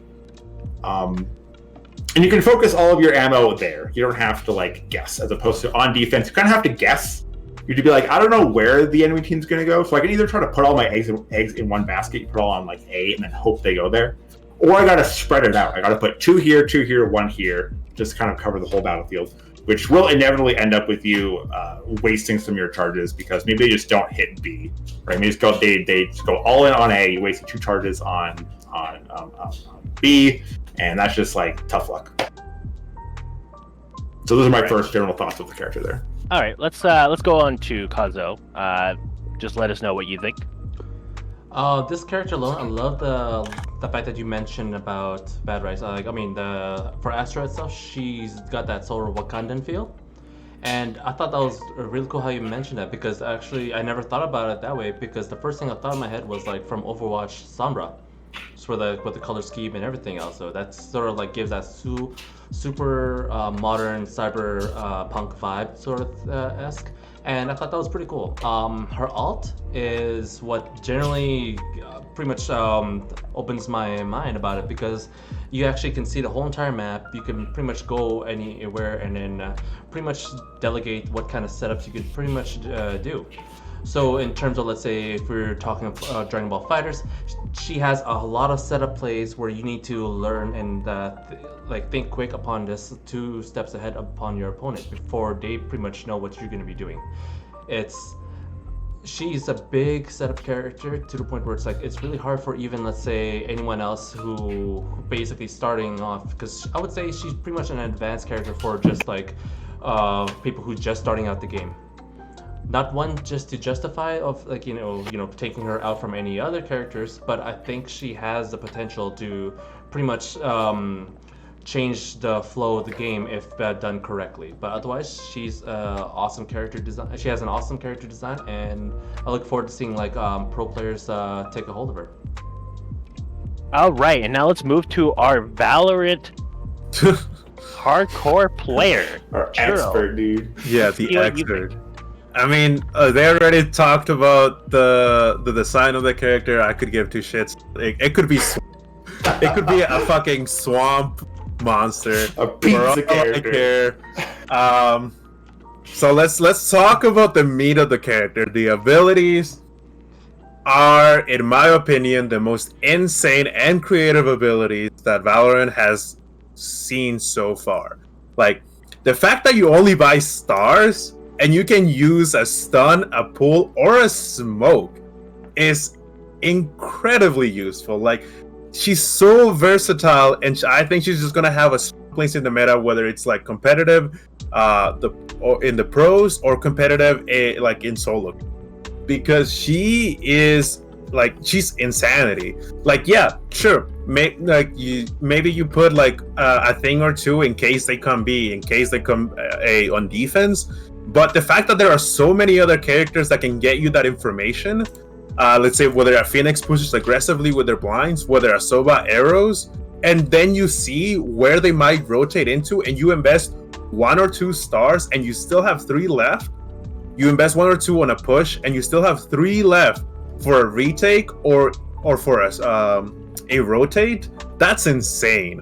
Like, this character is insane. Also, her ult is holy shit, her ult is so good, dude. Her ult is so good. Like, it is one of the most impactful ults I think I've seen in Valorant yet, because not only does it not obstruct your team, like Viper's ult is good, but you have that whole like green thing going around you, and like it's like whoever sees each other first, right? Like, sure, it decays the enemy's life, but the fact that this is just like a bulletproof wall with muffled sound, it gives you so much, like, it just gives you so much of an edge, like post plant or even like as on a retake. It's an insane ability to use. Like, I think she's a very strong character. She looks cool. Like, I do like the space galaxy theme, and like it actually is kind of distracting on the smokes too. Like, you just kind of like, you can't help but like look at it. It's very distracting. Like, she'll take Omen's job, she'll take Viper's job, she'll take everyone's job. Like, she is yeah, she's out here coming into Valorant, taking everybody's jobs. Like, Astra, I will not be surprised if after a week we just see her nonstop, because she's that good. And also the Sombra of Valorant is obviously Reyna. This is more like the Symmetra. Yeah. But goddamn, is she good? Like, oh. All right, well, we got our opinions there. Let's just have a quick talk about the battle pass. So this battle pass is one of the first battle passes to have a weapon skin with multiple different colors. Now, that's pretty big for a game like Valorant that has been pretty, I would say, greedy with the way they handle these microtransactions. Just a quick, round. Let's see what we think. Let's start with Offbeat Hero. Would you buy this battle pass? And can you give like a quick reason why you would or wouldn't, as a more casual player, right? Yeah. So I'll preface this, and this probably applies more to me because I'm a casual player, probably less so to the more active, intense players. But I've never been a fan of battle pass, the entire battle pass formula. You see it in a lot of games. You see it in Fortnite. You see it even in like Magic Arena. You're seeing it now in like League of Legends. TFT has like a battle pass, some sort of system where you pay a fee up front, and then as you play the game, you unlock more and more different and varying rewards until you get to the end. The fundamentally, I don't like it because it it adds pressure onto your time, right? All the time that I'm not spending, that I'm not playing Valorant, is potential money loss because I'm not getting the full value out of my battle pass, right? If I don't get to the last tier, that is a quote unquote money lost that I've just given away essentially, right? And of course the battle pass looks better the more you play, right? Like, yeah, if you unlock everything except for the last like 2 things, you're getting like, what is this, like 30-40 cosmetics for how much does pass cost? Like $10? Yeah. Which is a pretty good deal in terms of like in terms of cosmetics for a game. So I mean, I'm not going to buy it clearly because I'm not a big Valorant player. I would buy it if I did buy it. Maybe I'd unlock the first 2 cosmetics and that would be it. Because I just don't spend that much time playing the game, let alone being good enough to get experience points. Because the points that you get for this, I assume, are based off of your performance in games, right? Your like end game score. Nope, it's just per game. Okay, so you just got to play like X number of games for the end of the month. Is what you're saying? Yeah. So, just if anyone's wondering, the general amount of games that you would have to play to unlock all of the battle pass would be something around like 1 or 2 games a day, assuming that you complete the challenges that they gave you. Might even be 3 if you don't complete those challenges at all. They're usually pretty easy, like headshots, but yep, as a casual player, it's not recommended. Let's start with a little more hardcore. Go with Kazo. Let's see what your opinion is. We have 1 no. What would you say? I looked into it, and even you showed me the whole like the map of what the battle pass has to offer.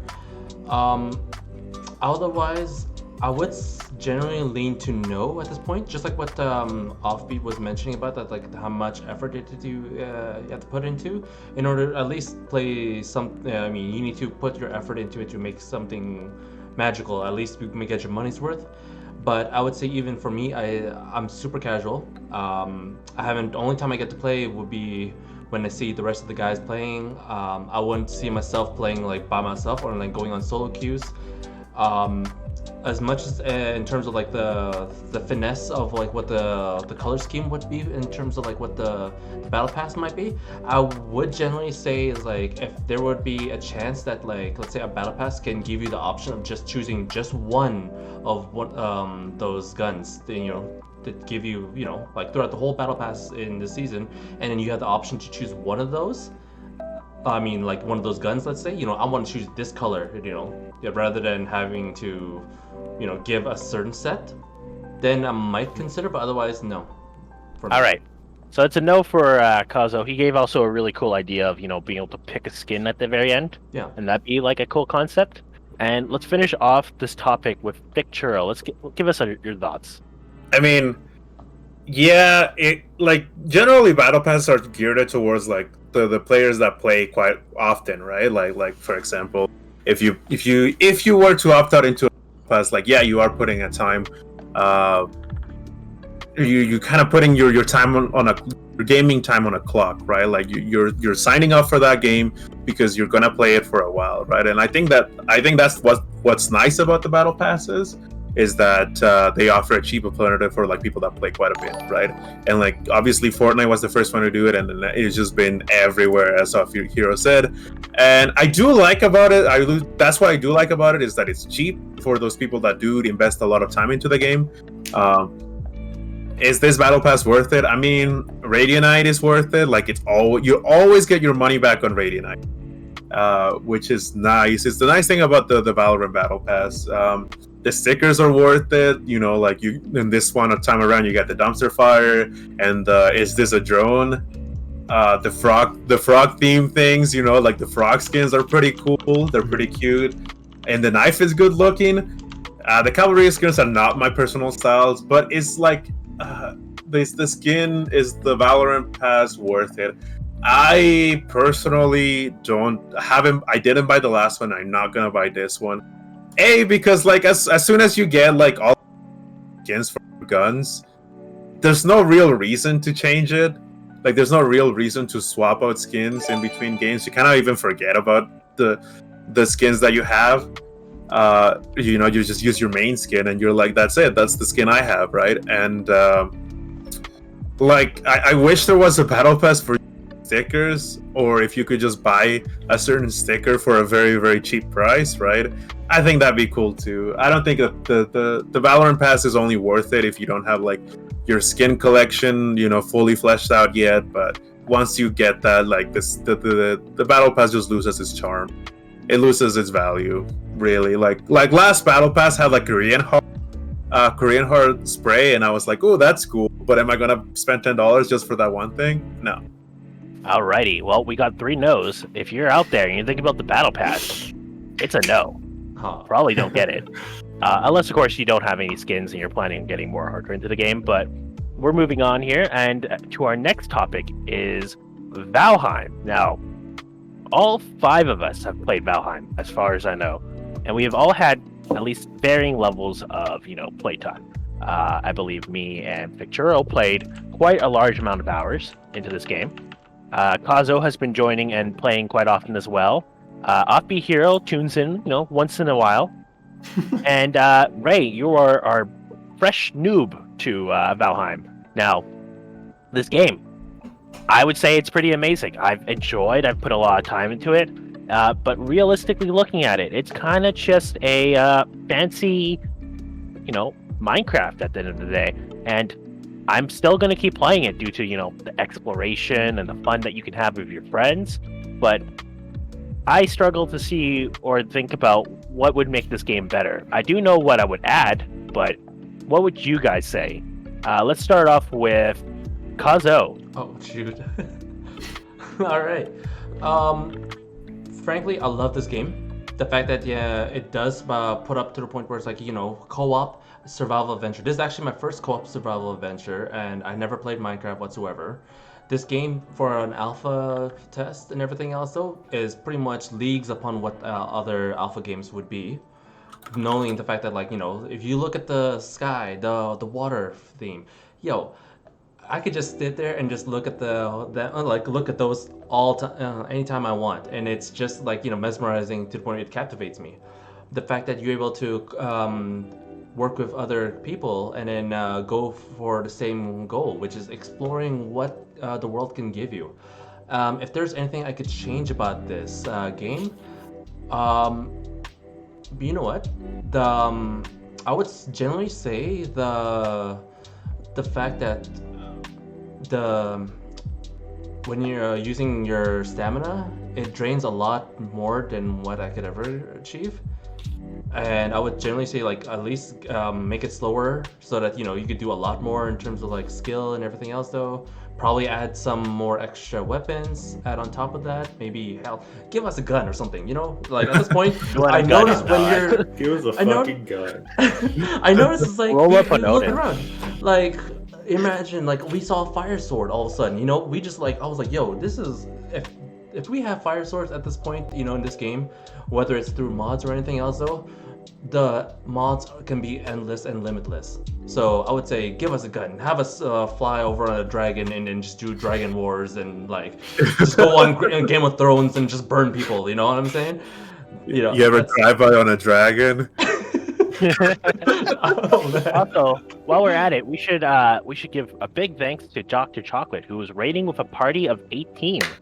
Thank you. Hey. Yeah, thank you very much.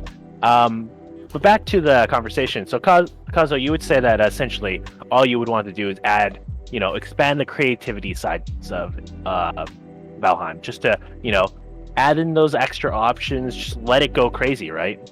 Why not? I mean, it is one of those things where it's it's a randomly generated world. So, you know what? If we ended up facing dragons at some point, or at least some form of bosses, that just be captivates us and be oh man, big trolls. This is where it shines, and you know what? They can pretty much the devs can give it to us, or at least the mods can give it to us, and that's what makes things fresh. And yeah, I stand by that. All right. Let's move on to Offbeat Hero and see what you think currently of Valheim, if you're enjoying it still and such. So, first of all, I have 32 and a half hours on the record, okay? So, Nice. I played Valheim, all right? 32 hours is a respectable amount. But, yeah, having a lot of fun with the game. it is the classic formula that I guess always seems to work, where games that are procedurally generated always kind of have that fresh appeal, because everyone's experience is going to be a little bit different, right? No one's world is going to be exactly the same. There's also no like hard guides to follow. Sure, there's like guidelines, right? We'd be like, if you want to get this item, you got to find this in this like area. But it's like you don't know where that is. You still have to like naturally explore the world and see where stuff is, what's going on. And that kind of uncovering the unknown is what makes these kind of crafting games fun. But yes, it is essentially reskinned Minecraft. It does some interesting things with it. The food system and the craft system is fun and interesting. I find that the building mechanics are super cool, where it deviates from the kind of ignoring the physics of like how sound your building is, right? Like in Minecraft, you can just build a floating thing in the air and it's just there. But in Valheim, if you try to make a roof without the right beams, that shit's falling in on you. And there's no guide. 100%. There's no instructions in the game. You got to just figure it out through like trial and error, which I think is a blast. Because then you start with your first house. You kind of just like scrabble together with the most basic materials and the fastest thing you can even just like build yourself, and that like actually stands. But then you want a bigger place. You gotta like expand. But if you want a bigger place, you gotta figure out how to keep your dumb new fort structurally sound from caving in.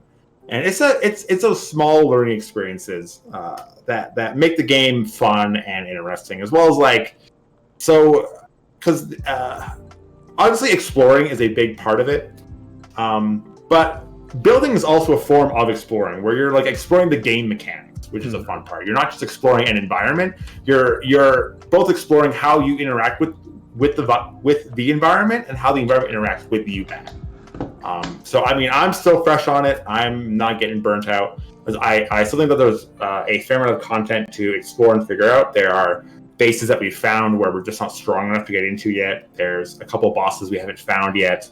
The map is massive. It does let you scroll out to actually see how big it is. It does have an edge, which I think is fun. There's I just feel like that there's so much more to do and explore. And I mean, I've still only built shitty square houses so far, and even just explored the limits of the crafting system is another feat you can kind of get into. And I'll be playing Valheim for a while, I think. All right, that's a great take. Yeah, it's definitely. I definitely agree with a lot of the points you made there. But let's move on to someone who's even more fresh. Ray, you've played approximately 1 hour, I believe. It took us an hour? And you died. Dang. As Valheim normally would do to all of us, it would essentially, when you play the game, it's quite unforgiving in the way that it will kill you if you venture out too far. And I believe you also discovered a new biome as well and met countless enemies on your first adventure. What do you think about the game? Give us your insight. Dude, me just dying is crazy. But I think I'm either the most luckiest or unluckiest person on their first go around. Just because like there were serpents, there was we faced the cold, and we're like Goblins, We faced four goblin seasons ship. and everything. Grey Dwarves. Yeah, it was just ridiculous. But the fact that I'm so fresh at this game and I'm helping everybody out, like this is also like my very first co-op survival, and the fact that I get to go and play with people and like do it right, it's really nice, because then I can count on everybody's experiences. In terms of like building and whatnot, I haven't really experienced that much yet, but it is exactly what the offbeat said, that you gotta just learn it for yourself. Mhm. You just gotta it's like any game, like with fighting games, you gotta learn how to play the mechanics, or else you're never gonna go and win your like a rank match with somebody else that knows at least something about it. So totally love the game. The fact that I can customize my character, it's got powers. I'm a Viking, and heck yeah, like that's the pretty coolest thing about it. Yeah, I'm pretty sure we're all Vikings, but Doesn't matter. The only thing that I would like to see, I'd like to see two things. One, I want to see a tornado. oh, so you want to see more weather events? More Yeah, I weather like that. effects, That's a really Yeah, cool, I actually want to see a tornado and see if it can fly off the ship and then like throw us all off into the ocean so that we all die. Oh my goodness. I just want to see how violent it gets, you know. The second thing is, you know, those gigantic trees that we see everywhere. I Yeah. want to be able to like go to the base on there and see if we can climb that thing. Right? Me too. Who doesn't want to too. climb the world tree? Heck yeah, that's it, man. That's it. I love it. Alrighty. And Kazo, do you want to just take a quick second to thank all your followers that have just recently started following? You have Jay Dirty. I can't quite see your list, but Thanks for following the F Tier podcast. yeah, thank you to everyone who also stayed here after the raid. We really appreciate yeah. your presence here, and we hope that we can entertain you. Thank you guys Yeah, for following though. I appreciate your support, and yeah, let's just keep the train rolling. Alrighty, now let's go to Thicc Churro, the expert in Valheim, they would say. Oh, What, What? Thicc Churro, what you have to say? Yeah, at this point, what am I not an expert on? I swear to God. he's the expert on experts. So I have 110 hours on this game. I All right. spent quite a bit of time on this game, and let me just open up by saying that the structural integrity of this fucking game caused me so much pain. So much pain. Yeah, like off your head was saying, it's a good thing to have fun mechanics in the game, but it's also a good thing to have frustrating mechanics in the game. Because holy shit, was building a house frustrating in the first go, because I am not basic bitch. I'm not building a 2x2 house. I am building a fucking long house. And I destroyed my long house. The first one I made anyways. I obliterated. You can ask, I think Gerard was there for it. Yeah. Bad Rice was there for it. A couple others were there for it. That helped me destroy my long house because it was that massive. I needed help to destroy it. Holy shit. But once I figured out how to start building things, and I take a look at the longhouse I have now, ooh, do I feel good about it. Like it's a very rewarding system. It's a very frustrating system, but it rewards. It really does reward. Like it's nice to have this big longhouse and being like, you see that? I did that. Like, ain't nobody here helped me. Maybe with the wood, you know, Gerard helped with the wood a lot. But this was my mastermind, you know, like, and then you go from that into I built, you know, like a stone fort in the mountains, and now I'm doing a castle in the plains. Oh, dang. Like, Man, it is really just going everywhere. I think out of the 110 hours, at least half of those have been not lying to it. I have been building that much. Maybe more than half. But it is very fun. It's a very fun game outside of the building aspects. Like gathering resources is super fun. The idea of biomes is really fun. Now this is not my first survival game. I've never played Minecraft, so I don't really know what it's like. I know the gist of it, right? Like you mine down, you'll find diamonds eventually, and but you have to get some sort of pickaxe before you mine diamonds. Like it's basically like any other survival game, right? Like you need the previous resources to get the next resource, and that's good and all. But the idea that they're isolated into biomes, I think it's really unique, and it's really fun to explore all the new biomes. It hasn't lost its charm for me. I have been taking a bit of it just because I played 110 hours in like 2 weeks, right? So I'm just like I'm slowing down a little bit, but I still love the game. I love the challenges that the new biomes bring. I love that, you go to the plains, you kill some oxes, and you get ox caves, and now you can go to the mountains or you can just go to the mountains and get the meats and start, just venturing there. I really do like that whole aspect of really exploring the way you want to explore, and there's like different ways to get around the cold. You know, there's different ships you can build, and depending on the ships that you may have, you can carry X amount of weight. I know some people are frustrated with the fact that you can't teleport metal, but I think that's just what makes the game even better. You know, it forces you to like really be a Viking, to go on a ship and carry back the loot that you got from the other planes. And that for me, that's always been like the most fun part of exploring a new biome. Is like, yes, I do build a fort there, I build a base, and then just like, you know, come back to it when I want to explore that biome. And it saves me the hassle of bringing the ship over and whatever. But it's always very rewarding to take my long ship back and just relax after you know, just raiding the fuck out of the plains, out of the swamp, whatever the hell it may be, right? And just like bringing back all this metal, and then we're all carrying it, and it's a very fun experience. It's just a very fun part of the game for me personally. That you get to carry these things back, and you're like scrambling like little kids, carrying all this stuff back to your base. And you're like, oh, what can I make with this? You know, we found silver. What can we make with silver? We found iron. What can we make with iron? You know, I think it's a very fun game. It's a very fun mechanic in that regard. As for what it would change, I mean, like, I changed a couple of things. The main one, it's a very simple one, I think, and it's the fact that plains are never just plains. They always have like swamps attached to it or meadows attached to it, right? And like, the only thing that I would change there is just maybe throw like near the starting area, throw a couple of like isolated biomes. You know, let us explore the isolated biomes a little bit before we get into like the mixed biomes, because the mixed biomes are super fun, but they're also very challenging, right? You have to know all of the biomes before. So that's like the only like nitpicky thing I would say with the game. Other than that, like the devs have been really good at releasing like life of life fixes, you know, like making yourself visible to players on the map. You know, it's like it's saved, right? Before you had to go there and do it every time as you forget.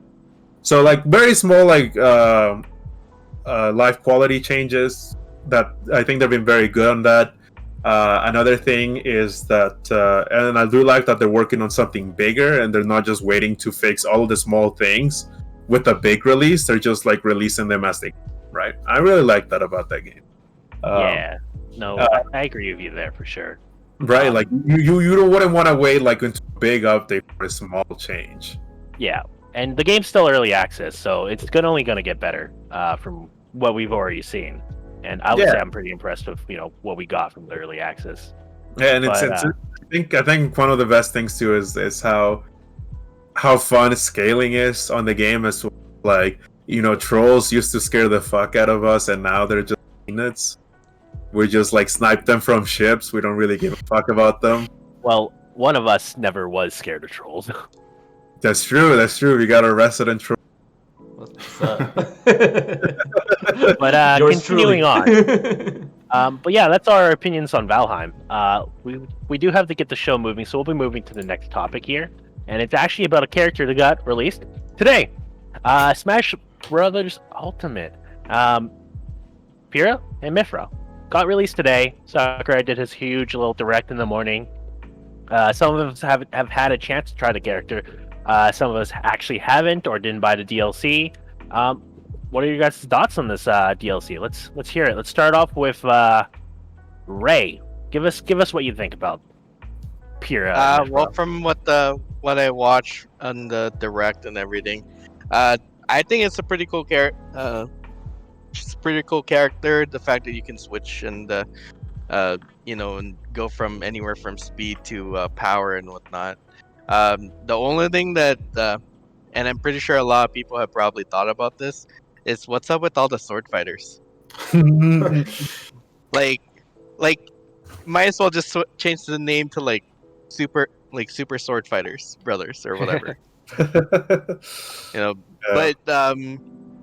But then again, that's Nintendo's point, and that's what they want to choose, right? Honestly, for me, I'd love to see some different style characters and whatnot, but I think it'll be a great addition, anyways. With this new one, like really interesting mechanic and whatnot. It's not it's not necessarily like new, but uh, it's the character just looks cool. So All right, fair. And as someone who's actually played the character, I think Mythra is actually just straight up busted. That Wow. character is just like a Zero Suit Samus, an already S tier character with just a range, just a sword, right? Like, I think the character is just over the top. Pyra, not so interested. A couple people are big fans of her, but for me, I think it's all right. Let's move on to Offbeat Hero. Let's hear what you think about Pyra and Mythra. Yeah, so working off Ray here, they should change the name to Super Slash Brothers. Am I right? Sorry. Okay. So I'm not a Xenoblade fan. I know that this is a Xenoblade character. I don't play Xenoblade, so my opinion of this character comes completely new. I recognize that yes, it's like another swordie. Smash has a lot of swordies in it. I will thinly grasp onto the good part of this is that at least it's not another Fire Emblem swordie. We have so many Fire Emblem characters, so I mean I will excuse Mythra, and how do you say her name? Pyra and Mythra, yeah. I will excuse her because at least she's not a Fire Emblem swordie, but still a swordie. Kit looks neat. What I find interesting is that it seems like in the past few Smash iterations, they've done away with the transformation characters, right? Like they split up Sheik and Zelda. I think it was actually maybe the main one. They re-put in Pokemon Trainer, which I guess is a transformation character.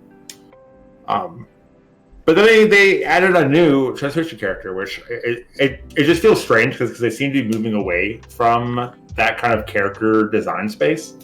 But here we are again with a character with two forms that now has, in a way, more moves than other characters. They can swap, but also they don't have a down B because I mean that's going to be their transformation. Or if it's up B, I'm not sure which button input is the actual transform move. It's down B, and I think it's pretty common of every transforming character to be down B, I believe. Yeah. So, and then especially with the capability of having Echo Fighters, right, in this new installment, it again seems weird to not just have these two released side by side as like double Echo Fighter, which might have actually been received better. Because it's like, hey, Nintendo Direct, new character, Mystery Fighter number, what is she, 6? I don't know. Number 6, JK, it's actually 2 fighters, and we'd be like, oh my god, Sakurai, you madman, throwing 2 fighters at us, that's amazing. But no, it's just 1 fighter with a transfer move. She looks neat, she's got some swordie attacks, she jumps around, got some sort of shulk time bending counter, whatever it is. But the thing that sticks out to me is we look back, I'm going to take you guys back on a journey here. We look back to the Terry Direct. Terry is released. He gets his stage. I mean, I'm not a big Terry fan. I'm not familiar with the franchise. I don't really know what's going on there. But on his stage, his backup characters, they're all showing up there, except for one, Mai, who is like a big titty fan service girl. They left her out because she's too sexy. This is a kid's game. But I mean, you look at this character, she's like a big titty swords girl. Like, how is she not any different than Mai, really? Like, well, Mai's wearing kind of like a bikini. It's very, very showy. So, oh my! So I mean, like, other than that, I can't tell you. Also, she's not really. She's a runaway ninja. I mean, from what I've seen, part of her team. But they censored. Which one's the blonde one? Mythra. They censored the Mythra one already by giving her tights. I guess in the game she doesn't have tights. Her like legs are like bare. They actually censored both of them. So they're both censored. Yeah. So they're not afraid to go off the character design to censor for Smash. But yet they just left like Mai out of the background. I mean, I don't know why I'm trying to die on this hill for some background character on like a stage for a character that I don't care about. She's like such a weird double standard, especially because like in the direct here, there is boob physics on these two girls. Like they're not afraid to go for the like fan servicey sorty girl. But I mean, she looks fun. She looks cool. I think her moves look pretty neat. Happy for all the like Xenoblade fans. I'm glad they got their like girl, and I know they've probably been asking for her or the guy that they teased in the beginning of the direct for a while. And I look forward to see what she does to the Smash meta, I guess.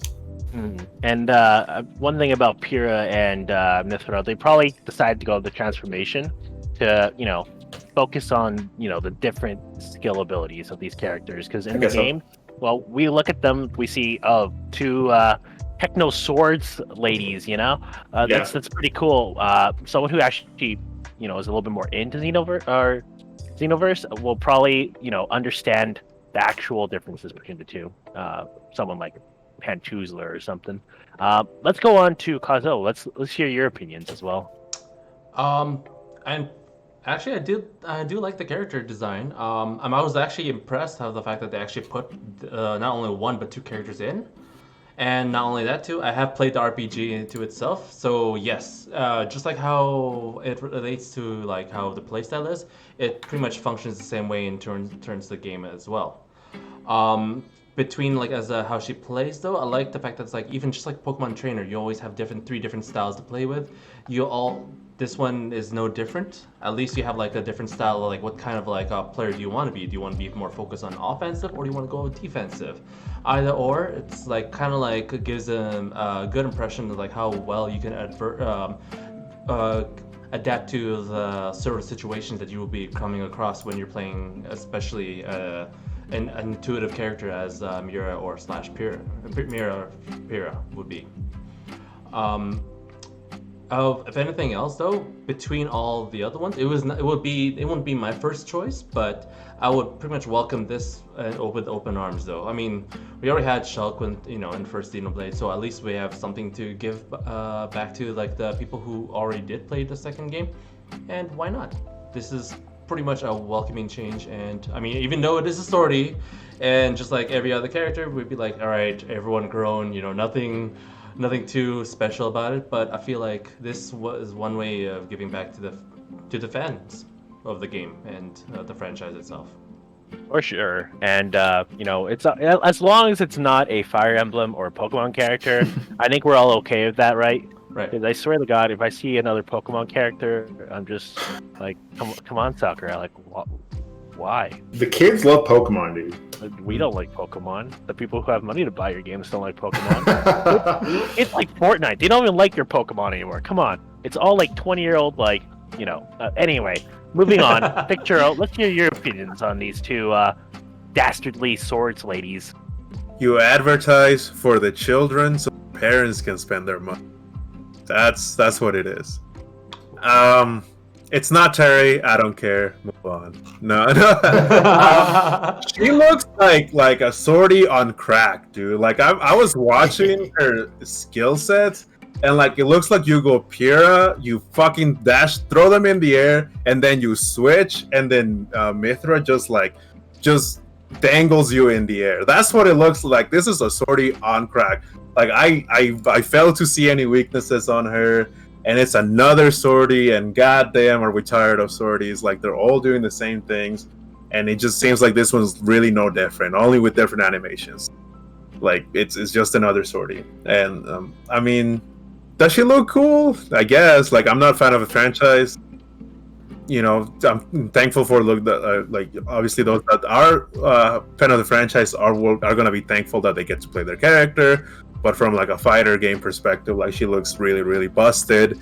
And yeah, to some degree, you do have to power scale a little bit with like two characters, and then always like give them different moves and all that. But it just looks like she's just a sortie that can play on two different, that can control the stage and can control the air. That's what it looks like to me. And I mean, like I said, it's not Terry. I'm not gonna play hers. One quick note though is Pyra and Mythra actually suffer in recovery. I would say the recoveries are some of the worst recoveries I've seen. Like, how bad are we talking? Like, Let's just Mac? say Little Mac? as a Falcon main, we're not talking Little Mac bad. We're talking like Crom bad. As a Okay, Falcon main, gotcha. if I see a Mythra or a Pyra trying to recover, you guarantee I'm spiking that. Like that's just my opinion on it, at least. But that said, let's continue with Thicc Churro and ask, since this character doesn't interest you, what character would interest you? If you could pick one character and give us a little justification to go along with it, right? What would you pick? Because personally, I would go with Master Chief, because we've already been flashed the banjo, and I swear, I don't care if Master Chief falls off the stage as soon as he jumps off of it. I'm playing that character. I'm gonna make it work. I was born on the Halo franchise, I breathe Master Chief. My first crush was Cortana. Actually, it wasn't, but anyway. Continuing on. Thicc Churro, who would you pick? I mean, Master Chief is definitely. I feel like he'd be more of a controller character, right? Just kind of like keeping his distance with his guns and all that, kind of like the same way that Snake does. I definitely, for me, I like in-your-face characters, but one character I would like to see in here would be actually like, what do you think of Ezio Auditore making an appearance in Smash? He's already been An assassin, dude. He's already been Soul Calibur. Boy. He's been Soul Calibur, so like I gave it. Well, I'm with. technically, it might not even be a swordy boy. It could be a little blade on someone's hand, so he'd be more like a brawler, right? Like he'd be more of a brawler. Like you got his head and hook also. Like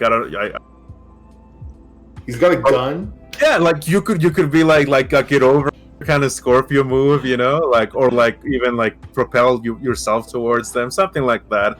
Be a little playful. Like the Assassin's Creed games have a very creative range of weapons, right? Like it's not always swords, so I'd be interested in having something like that. To add on top of Churro, his final smash should be like, when he does when he kills him, and then he does Requiesca en pace. That'd be dope. That'd be sick. But yeah, that's a really unique idea, that's for sure. Let's talk about Gerard. Kazo, what would you pick as your next DLC character? After hearing, my choice of Master Chief and Churro's choice of Ezio, what would be your pick? That's a pretty good question, because pretty much even with the whole Super Smash Ultimate, the roster keeps expanding. You have different franchises that people have never experienced it. If I were to put on, let's say a character on full blast that people need to at least experience once, I would put. I know it's a mix between swords and guns. I put Dante in from Devil May Cry. I think he'd be a big fit. Way better than what he would probably get out of it from PlayStation Battle All Stars. Not saying anything, but the fact that you can say it. All Stars is trash. All Stars is decent. And yes, I remember paying full price for that. But this game, this franchise alone, the fact that you have the options to put a lot of combos in. Imagine swords, guns, a lot of woohoos in between, and a devil trigger. It's like Persona meets Joker's Persona and everything else that you come by, and then what? Hell, it's just gonna be one big combo video that I pretty much would like to see, and that's what I would put him in. I could see Dante being a real cool pick. Of course, the one big issue, of course, is the usage of guns. Right. You could find a way with Dante's vast arsenal. Right. But a lot of these characters, a lot of them are being limited by Sakurai just to keep the family-friendly element of Smash. Of course, you can always make ways to go around it. For example, Master Chief, right? You can make him use energy swords and energy weapons, and those don't have bullets per se. And then you also look at the fact that you have Joker, and he has literally an ability called Gun. Wait. Are we forgetting that Snake has a fucking bazooka? Oh yeah, bazookas are cool, Just guns. It's like explosions are more like family friendly violence, but like guns and bullets is the like more extreme, That's the line that Smash has been skirting for a while, and they're like, you know what, Joker, fuck it, he has a gun. Plastic gun, technically. Cats out of the bag. Technically a BB gun. Yeah, technically. But while we're playing with technicality, let's hear Offbeat Heroes DLC idea. So I had a bit of a crisis coming up to this moment, actually, because I love shitting on how many sorties there are in Smash. When I start thinking about characters, everyone I want added, they're all goddamn sorties. So I'm just part of the problem, really. I agree with Kazuo. I think Dante would be great. I mean, don't get mad. I'm a Nero fanboy. I would love Nero to get in with his like little fucking ghost hand thing. Oh man, so cool! That'd be Great. cool too. I would be all over that, and but I'm not going to pick a sortie. I thought long and I thought hard, and even though it's still kind of a sortie, I just can't not pick a sortie in some way. I'd love to have like either Dante or Nero or like Hollow Knight or like 2B from Nier, but I'm going to settle on if anyone has played Okami. I want Okami in the game. See, because like there's a lot of just humanoid characters. And I think the game would do well for another non-humanoid. How about just a fucking dog? Amaterasu? With Amaterasu, dude. Have a big sun disc. You got the sun disc, you got the laser. There's like a whole repertoire of different moves you learn during the course of the game Okami, from where Amaterasu is from. And also just like the look and aesthetic with like the paintbrush stuff. I feel like there's a lot to explore there, and it would look fantastic in a game like Smash. Put some Splatoon on the run for all paint. Yeah, dude. Oh, and you get to be a dog, which is probably the best part. Like, I mean, we've got Duck Hunt, but everyone hates that dog. I want a dog people like. Is there another dog in Smash? Does Wolf count? I don't think so. Wolf, Fox, my dude. I mean, Fox is not a dog. He's a fox. I mean, people love Isabelle. That's a dog. Oh, yeah. More dogs in Smash. More dogs in Smash, alright. More dogs. Well, that's Offbeat Hero's opinion, and now let's move on to Ray, who started off our conversation on Smash Ultimate. What would you like to see added How to... much time you got? Oh, let's go for it. I got a list. Oh, damn. Okay, but like, All right. remember, Goku's already been kicked out.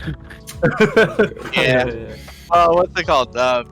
If we're gonna talk sortie, I'd probably say Raiden from Metal Gear, just because like you got Solid already. Why not complete the set? Okay. Okay. Yeah. For anything else, it's actually gonna be super interesting that Kazu didn't pick it, because I was thinking Hakan from Street Fighter 4, El Fuerte from Street Fighter 4. I was thinking Devil Jin from Tekken. Like, all very unique, but yeah, they're all grapplers. So I was thinking Zangief, but you already got DK, so. And apparently Chung Leo's made it as the current slot as well, but she was removed last minute, I believe. So why would you pick those characters specifically? Well, it's like what Offbeat said. There's so much sorties in there, and like, yeah, you do have like a lot of grapplers with like really unique moves and whatnot, but like, am I really thinking representation? No, because Street Fighter's already in there. You got your Ryu, you got your Ken, but this time I'm just really looking like what can a character really do? Like the things that they can make with El Fuerte, they can probably make him into like a much more better version of Lil Mac. Same with the Khan, with like he needs to go and like charge up with like oil in his body, and then like just start like shooting like a bouncing ball everywhere else. Devil Jin, he's got that laser and he can fly. So Yep, I that's guess all you got like family another friendly. Palutena, Fuse really. recovery. Who likes the devil? Oh yeah, you would have some. Yeah, you would have some insane recovery. still sad you didn't pick Heihachi, where you could just like grab the guy and throw him off a cliff. But that's cool. That's cool. I already made my but character. That concludes our video game talk, and we're gonna go a little bit into news here. Let's actually talk about Mortal Kombat now. Ooh. Mortal Kombat, real impressive recently with their games, but they recently put out a movie, and as we know with video game movies, we tend to find that a lot of these movies fall short of representing the game, cinematically, compared to even just story modes as well. And there's a lot that can be blamed. You can look at, the Hollywood producers. You can look at the game devs just, not pushing hard enough to, ensure that the story is kept intact. But aside from that, what are our thoughts on the Mortal Kombat trailer? Well, you said that video game movies often fall short, and I just want to tell you that the original Mortal Kombat movie did not fall short. Okay, that was a masterpiece of a fucking movie.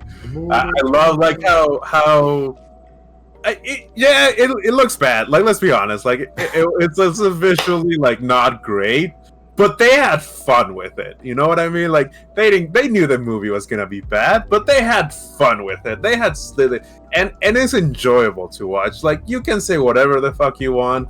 It was like cheesy, but it was so like it was just fun to watch. It's a lighthearted movie, like lighthearted, as lighthearted as Mortal Kombat, with all of the fucking fatalities and all of that. And now we have the chance to do another like cheesy, maybe even like bad movie. That's also fun. And now we in this scenario, in the trailer we saw a lot of great visual effects. So I'm just wondering, can we bring the same formula back from the original Mortal Kombat movie and just amp up the visuals? Yeah, I think that would be a great idea. What about you, Kazo? What would you say about it? I love the movie trailer into itself. It pretty much speaks volume of what the Mortal Kombat franchise would be. Is pure, unadulterated violence, to the point where it's like you have the fatalities, which they have. My only grip about it is, as we all know, or at least hopefully everyone agree with me, is Scorpion's "Get over here" quote.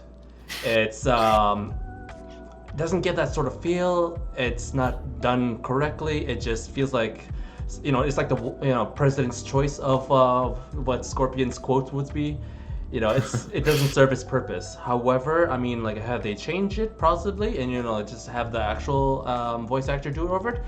Hell yeah. Or at least give him some sort of like idea to be like, hey, serve the people justice, or don't do it at all.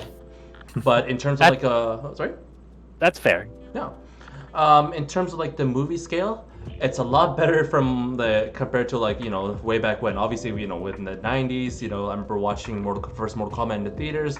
Hell, every kid was like starting doing martial arts at that time, and then when they hear like dun dun dun dun dun dun dun, it's like people been like, yo, it's about to go down.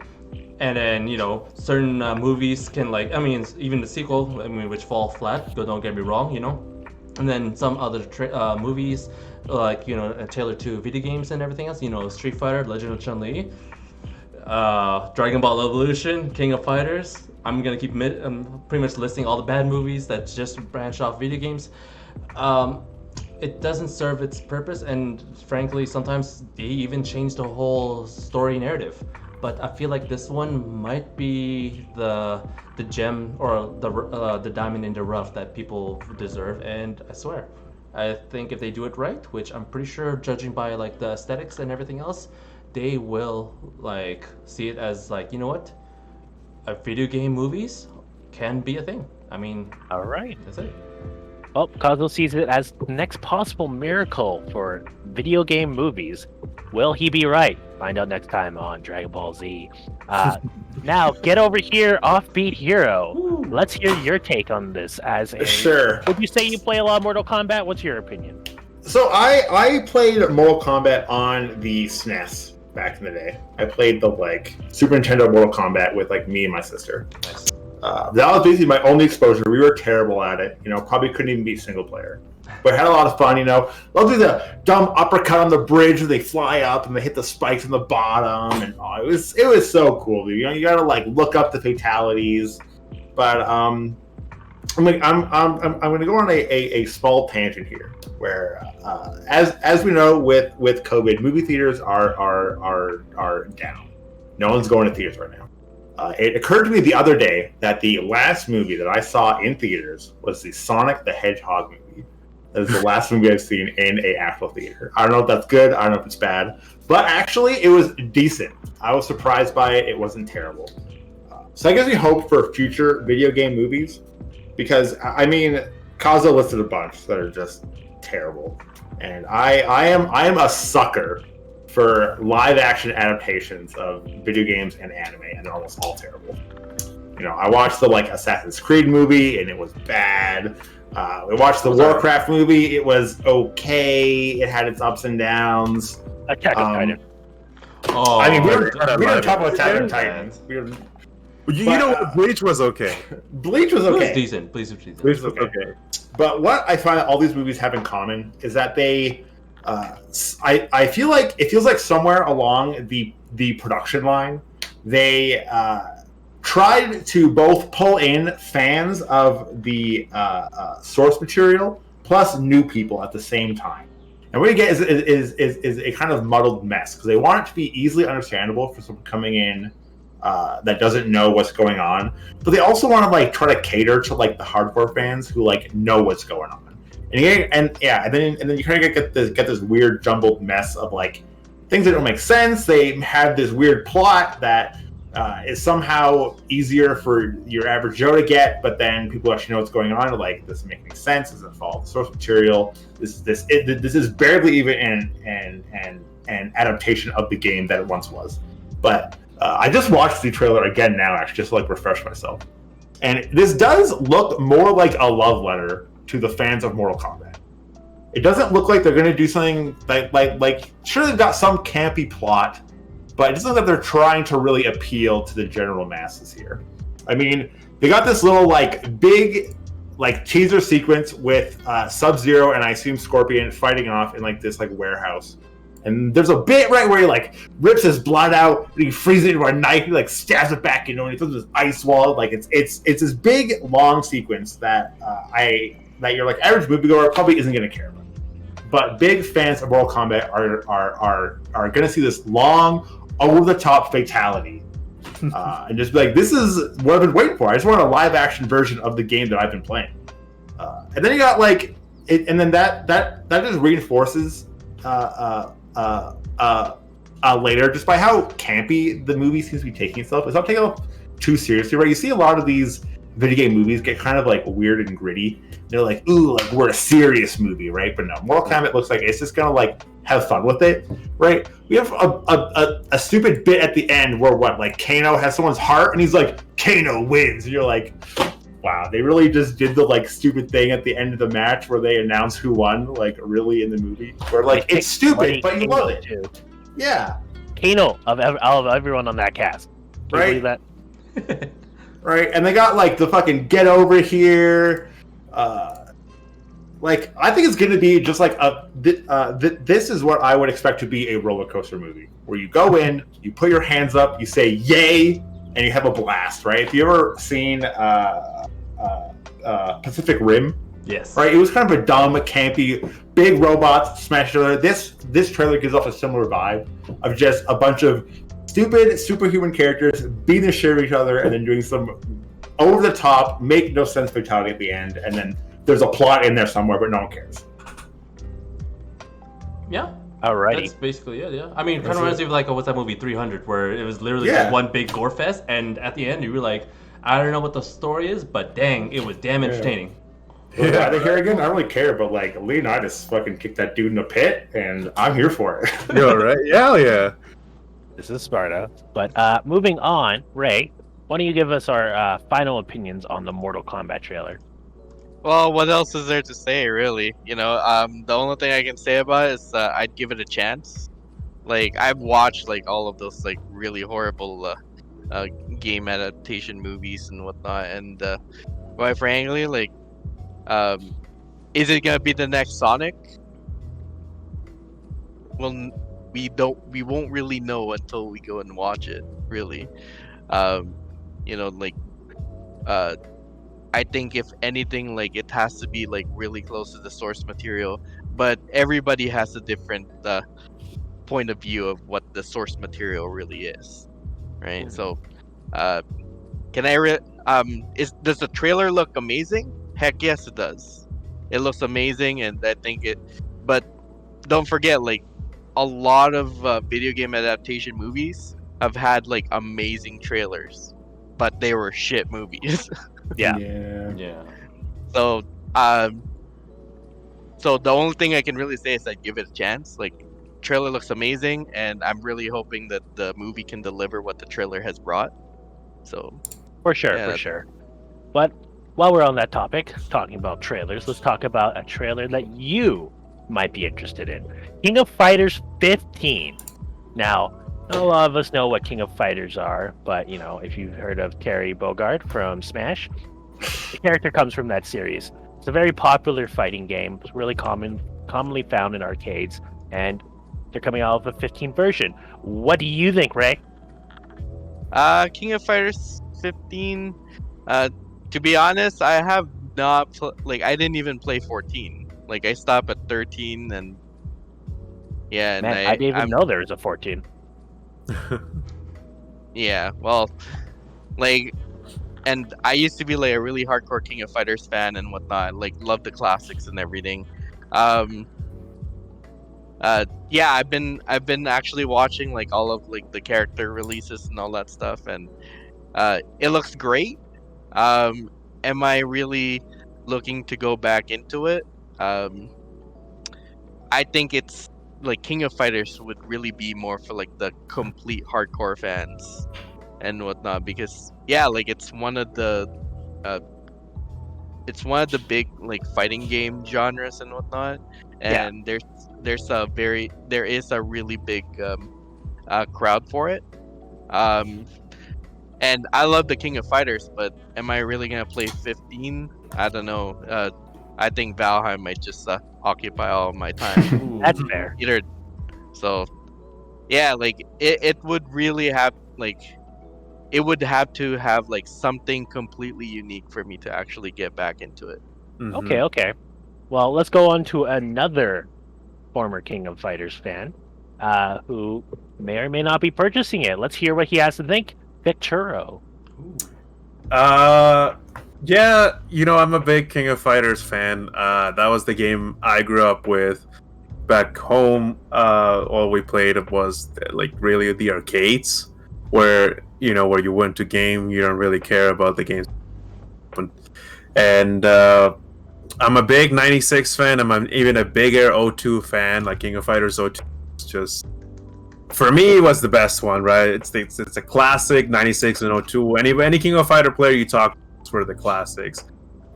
And looking at the trailer, like, it looks good. I like the characters, right? Like, I love Kay. Kay's one of my favorite characters. I saw Benimaru there. That's also like a really cool character. Mai, Kyo. We also saw the new guy. I don't know if he's new actually, but to me, he's new. Like the one with like the fire and ice going on. He's just a new character from 14. Something. Right. Well, he's new to me, right? He's new, but I saw Leona there too. Like it's just like all of these characters really like are mostly nostalgic for me, right? But the real like for me, a fighting game really appeals to me when it's in a 2D animation. So this in a 2D animation, it feels a lot smoother. And I feel like, especially with the scroller, that's my favorite type of fighting game, right? Because that's where I grew up with. I grew up with scroller fighting games and 2D fighting games, and those to me just feel the best to play, and that's why I love Fighters so much. Is because 2D, it's a scroller, and it gives me that feel again, playing in the arcades. And going into the direction of like 3D animations and all that, it just doesn't really appeal to me all that much. Like, I'm interested to see the cast come back. The classics, Yori, Kei, Kyo, but I want to see a King of Fighters 2002 revamp, really, like finer 2D graphics in a scroll game where you can play online again. You know what I mean? Because the arcades are just not a popular thing anymore, especially with COVID going on. But yeah, like that's what I want to see. If this was to come out as a 3D fighter, then I'm probably not gonna purchase it. But it is cool nonetheless that they still keep the franchise alive. All right. Well, you heard the opinion of two King of Fighter nuts. Let's hear someone who doesn't play King of Fighters. Actually, have you played King of Fighters? Tell us, Offbeat Hero. I have never touched King of Fighters.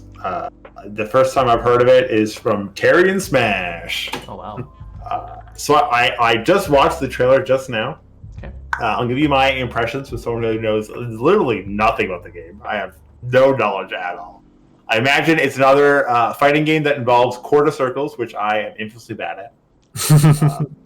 But it looks pretty cool. You got this green hair boy. There's like two claw things. That's pretty fun.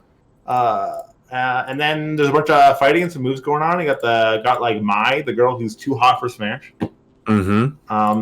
And then my last impression is, where's Terry, dude? Because Terry's the only character I know. So where's Terry?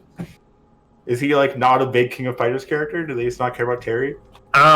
So different characters have different squads, is the way it works. Well, quote unquote squads. You can mix and match them, right?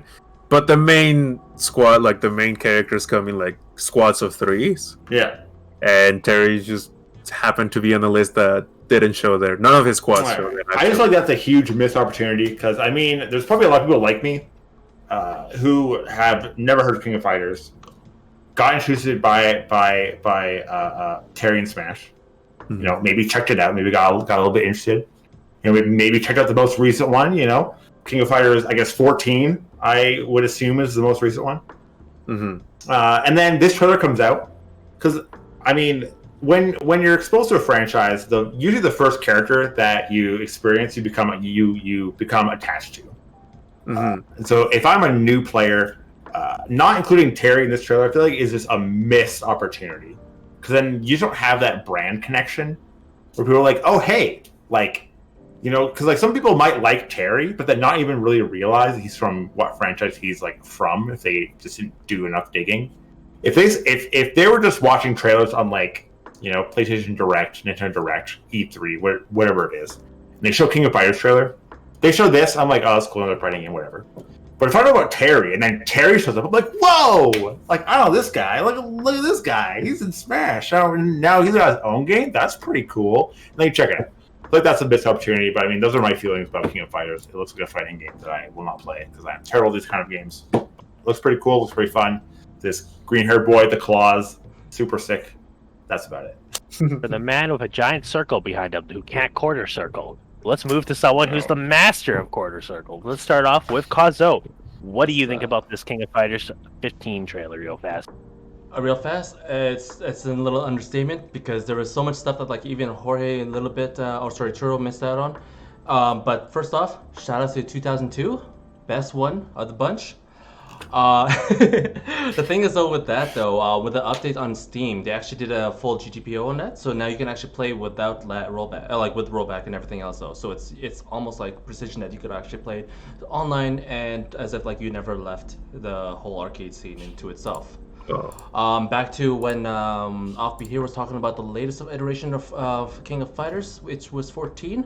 There was actually another one which technically featured most of the KL-ish, but it was more fan based towards the females, and I'm pretty sure Ichi picked that up.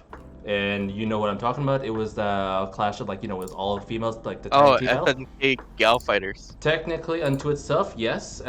Since they have, even though there is a small little following, but it was generally meant for the full scale battle of just raw girl on girl action, hence DOA ish. Going back to in terms of Terry. Yes, Terry's gonna be there because they already put in like Andy as his little brother as into the game. Therefore, I mean, it's not complete when you have the Fatal Fury family into it. And because of the fact that with how they do with King of Fighters trailers, they usually just do one character at a time, and thus kind of transcending. Because they're in King of Fighters, there's always been a lot of characters, so eventually Terry's going to be down the road, and he probably might be the last character or something, just to be like maybe even more hype. Maybe we'll just get the Garou version of him this time. You know, who knows in terms of the storyline. But King of Fighters 15, I'm definitely hyped for it. I'm not particularly fond of like the art style compared to the 13 because that was fire right there, man. That was even more fire than Iori's fire. You know, that's how much fire there is. That's pretty fire. That is fire. That's El Fuego right there if I ever seen one. Are you going to be purchasing the game? Yeah, why not? Why not? All right, we got one yes out of 4. Pretty good. Someone's buying it. Oh man. Now let's move to our very last topic here. All right. Yes. So Pokemon's been getting lots of news recently. You know, we had Post Malone flying around Pokemon. Some people said it was really cool. Some people said it was cringe. You know, to each their own. But it's really cool that we got like, you know, all these big artists coming to Pokemon. But that's not what's important. No. We don't care about Katy Perry playing Jigglypuff or whatever. No, we care about the new Pokemon open world game. Now, this is the first time this has actually been, you know, implemented, and you know, it's a pretty big thing considering that, you know, we saw The Legend of Zelda move to Breath of the Wild, and that was quite a success, I would say.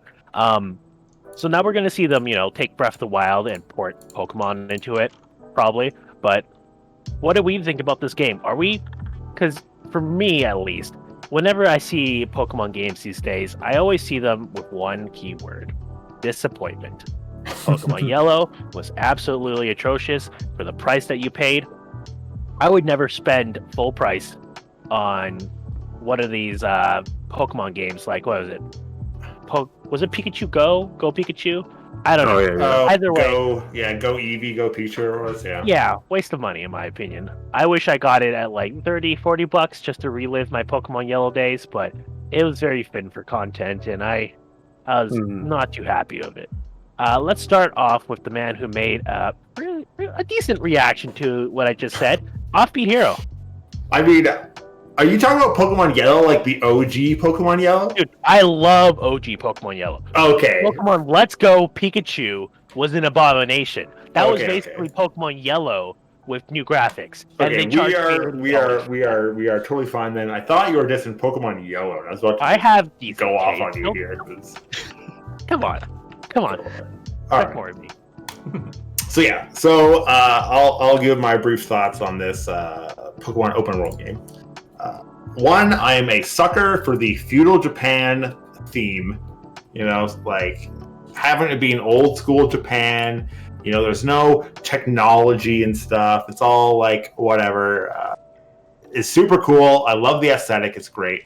It does bring up it does ruin my kind of suspension of disbelief a bit about Pokemon. Because Pokemon has always kind of been in a like neo-futuristic timeline, right?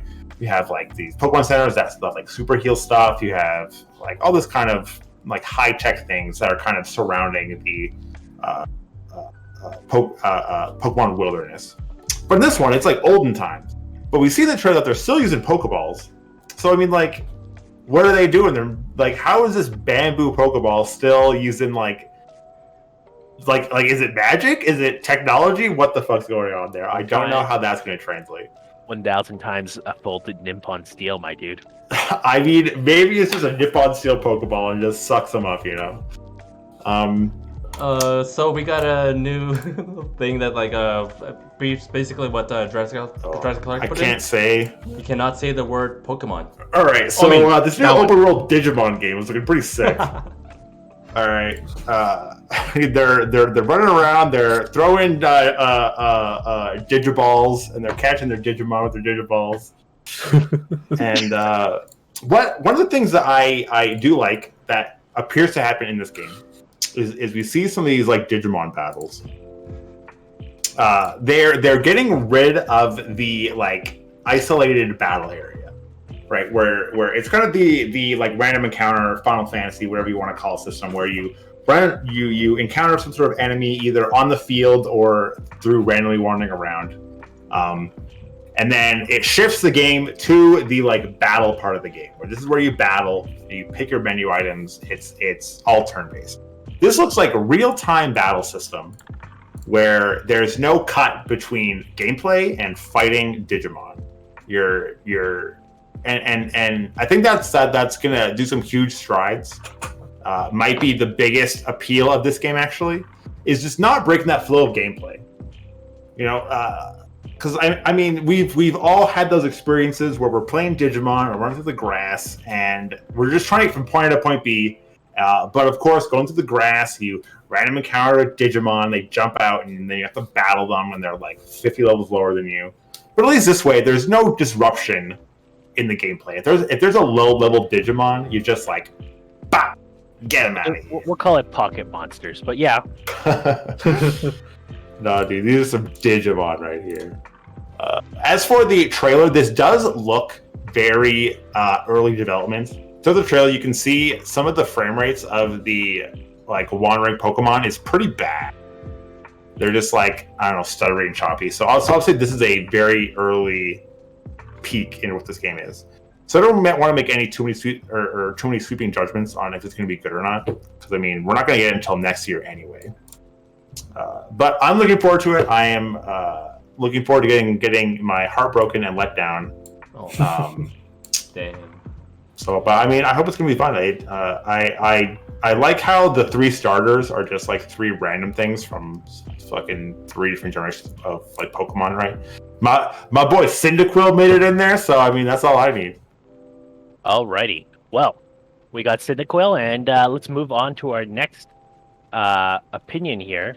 By the way, just in case you were wondering, the redeemed can't say a word specifically goes to the the individual running the stream, aka Kazo. So Ray here and Jorge or Churro are actually allowed to say the words. So let's go ahead. Is it really? Fun, dude. Oh, I thought it applied to everyone. Yeah, let's make it apply to We everyone. didn't sign up for this. Alright. Everyone is Pokemon. So far, Let's go. Offbeat was already doing it anyway, so I thought that was pretty cool. All right, Ray.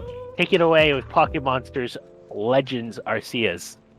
Well, in terms of this game, the only thing I can say is like, how come this hasn't happened yet? Because I was actually expecting it, something like to look like this in terms of like Pokemon Sword and Shield, like for them to actually go off of the whole, isolated Pokemon battles and just go like full on like everything. Am I gonna get it? I'll have to wait and see. Just because I've been really picky at my Pokemon games lately. I'm like original Pokemon Red and Blue and like Silver and Gold. So, and I love those games to death. And if they decide to go back to Kanto or Johto region with Kanto, like I'm definitely yes. I'd get it, but from what they said, like Sword and Shield was supposed to be like a reset of like Pokemon until people start saying, "Oh, where's the, like the other 300 Pokemons that they wanted?" And yeah, like for me, like it's a hit or miss. Like I want to see the new mechanics before I actually go and take a dive onto it. It's pretty cool, like and I hope that they do go and like fix everything up. But yeah, like if it was more like the classic Pokemon games that's like upgraded to look like this, then I'd be like, hell yeah, I'm in. But so far, I'll wait and see and how that goes. Alrighty. All right, let's move on to Churro. What do you think about this open world Pocket Monsters game? All right, so this open world indentured anime. I don't know, man. Pokemon. Nintendo has time and time again fucked up their franchises with like, just like a trying to like money grab, really. And I think that was what Sword and Shield was, really, right? It was just kind of like, hey, we got the Switch. Guess what? There's a Pokemon game for it, but it was there's a fuck, dude. I keep saying the word. There's a Magic Monsters game for it, but in reality, it was a very Oh, we're losing you a bit there, sorry. Churro. In reality, it was a very bare-bones Magic Monsters game. And my question is, like, honestly, is it better than Temtem? And if you don't know what Temtems are, it's basically the Magic Monster games for Steam. Oh. And on Steam, on Temtem, you're allowed to play with other people. You're allowed to team up and party and continue the story with it. You're allowed to combat other people. There are challenges weekly on the gyms that you already beat. So once you beat the gyms, you can go back and, well, they're called dojos in here, actually. So once you beat a dojo, you go back, you can beat it again, and you get items based on the dojo. So if it's a water dojo, you get an item that's a tracker that allows you to get shinies faster, right? So it allows you to like expand your collection. So it's really, it like took all of the Magic Monsters games faults and made it better. And like not only that, but it lets you play it with your friends. So my question is this better than that? Can I play with my friends? Can I team up with my friends? Can I fight my friends? Right? Like, well, you could fight your friends in other games, but like, will there be a co-op? Is my biggest question, because that was my biggest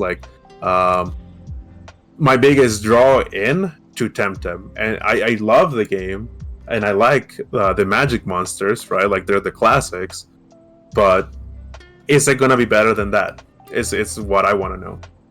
And from the looks of it, like it looks like it's just gonna be. There's no indication that it's gonna be go up. All right, and finally, let's end it off with Kazo, the owner of the channel. Let's hear what you have to say about Pokemon, and as well, just share what you think about this game.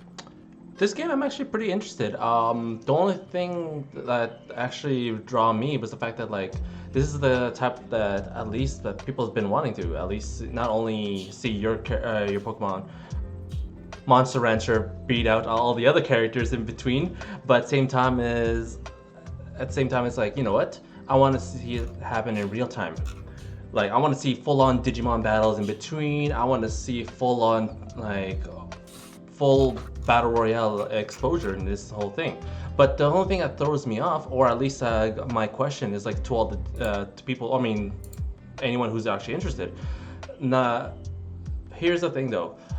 How would this feel if they actually implemented, or at least let's say, think of it like, let's say Sun and, or at least Sword and Shield, they have to use the Pokemon bag, Digimon bag, whichever, but to actually purchase all the characters, or at least get all the characters you need. However, let's say they limit all that in the next, in this iteration. Would you actually still like pick it up at that point? Who knows? But if they manage to put all, let's say 500 plus Digimon inside, then all right, without, let's say, you know, we're changing the, you know, the frame data or anything else though, this game might be like something to look into, you know, this Okemon or Pokemon. Okay. Pokemon. Hawk me guy. Paketa. Oh yeah, it seems like we just kind of have to wait and see for this open world game, see what's going on, see the mechanics, and you know, we can determine probably a little bit better when we actually have a little more information later on. But that pretty much concludes our talk show. Thank you to everyone who watched this on Twitch. We appreciate your company and your views, and we like to extend our thanks to you know, everyone who came along in the raid as well. To all those watching on YouTube, thank you for watching. Don't forget to like and subscribe. Would really help out the channel, and we would appreciate that. And that would be it. Let's give it one last sign off from our main host, Kazo. Thank you, Bad Rice.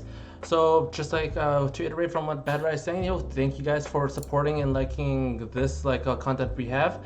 This is the first episode that we pretty much providing for you guys, and we're pretty much gonna expand on that and make every episode as better as it was from the previous ones. I'd like to appreciate the fact that I'm with the fact that I'm in one big podcast with my all my best friends over here, Ichi, Churro, Offbeat here, and not only Bad Rice, but like, pretty much making this happen. I can't thank you enough. And yeah, it's been really swell. For anything else, or for everyone else, for Reichi, where we could find you. Where can we find you at this point, though, in terms of, let's say, if you want to put socials into it? For me specifically? Why not? Yeah, let's time hear to your plug. Time to plug. That's where you plug Yeah. your shit. Yeah. Well, right at the moment, nowhere. Just because I'm trying to be a little bit offline, so you'll probably see me play a lot more Valheim. So if anybody wants to go and like see us, we'll be on there. Ray1 on Discord. So then you guys can go and like message me if you want to. If you want to learn some more Dragon Ball Fighters, heck, I'm one of the guys to ask aside from Kazo here. All right, and Offbeat Hero. Yes, Yeah. plug. So if you like Magic the Gathering content, you can find that on my Twitch. I stream sometimes. Just also also go by Offbeat Hero. I also upload to YouTube. Or if you like to see me shit post about Twilight Saga on Twitter, you can follow me there. At what tag? At offbeat_hero. That's pretty much what I use everywhere. So Perfect. Nice. And then at Thicc Churro. Yeah, thank you guys for having me on the show. It's always really fun talking about anime and talking about video games, and it's really nice to have a space around. If you guys want to follow what I say or just want to see me some games in general, usually I've been playing Risk of Rain this last couple of days. Just follow me at twitch.tv/Thicc_Churro. And last And but not for least, me- yeah. I don't do anything. Don't follow me. Don't come looking for me. There's a reason you can't see my face on this. Don't. Just no. the man's an But if enigma. you do have any points, anything you want to talk about, any ideas, please join our Discord. Submit ideas. We're gonna have an idea topics text chat open up, and just submit it. If you see the ones that you like, just give them a nice thumbs up, and then we'll be sure to take a look at them if we can. We love talking about all things anime and video games. We do like to avoid certain controversial topics, so keep that in mind while you're submitting your topics. And Kazo, would you like to give us our final send-off? All right, I will do that. So, guys, for anyone tuning in and watching anywhere from Twitch and YouTube and any other socials, remember, just like what our mantra is, you got nothing to fear, or the fact that you got nothing to lose when you're at the bottom, because you know why? Because there's no fear in F tier. True. You can find also our next episode, Kazo, right? Yeah. So tune in. We're gonna be doing this Thursday, just about the same time, and pretty much showcasing all the good stuff, and hopefully new events popping up. And we're basically gonna be here to talk about it. All right, and for all those watching, we are going to be rating a local Calgary streamer named Vineo. I'm not sure if I'm Nice. pronouncing that right, but he participated in Salt Flats Smash tournament, and he was actually a caster. So, send him a nice, warm welcome from our little group over here, and have a great day from everyone here at F Tier. Thank you guys. Take care. Thanks, team. Thanks.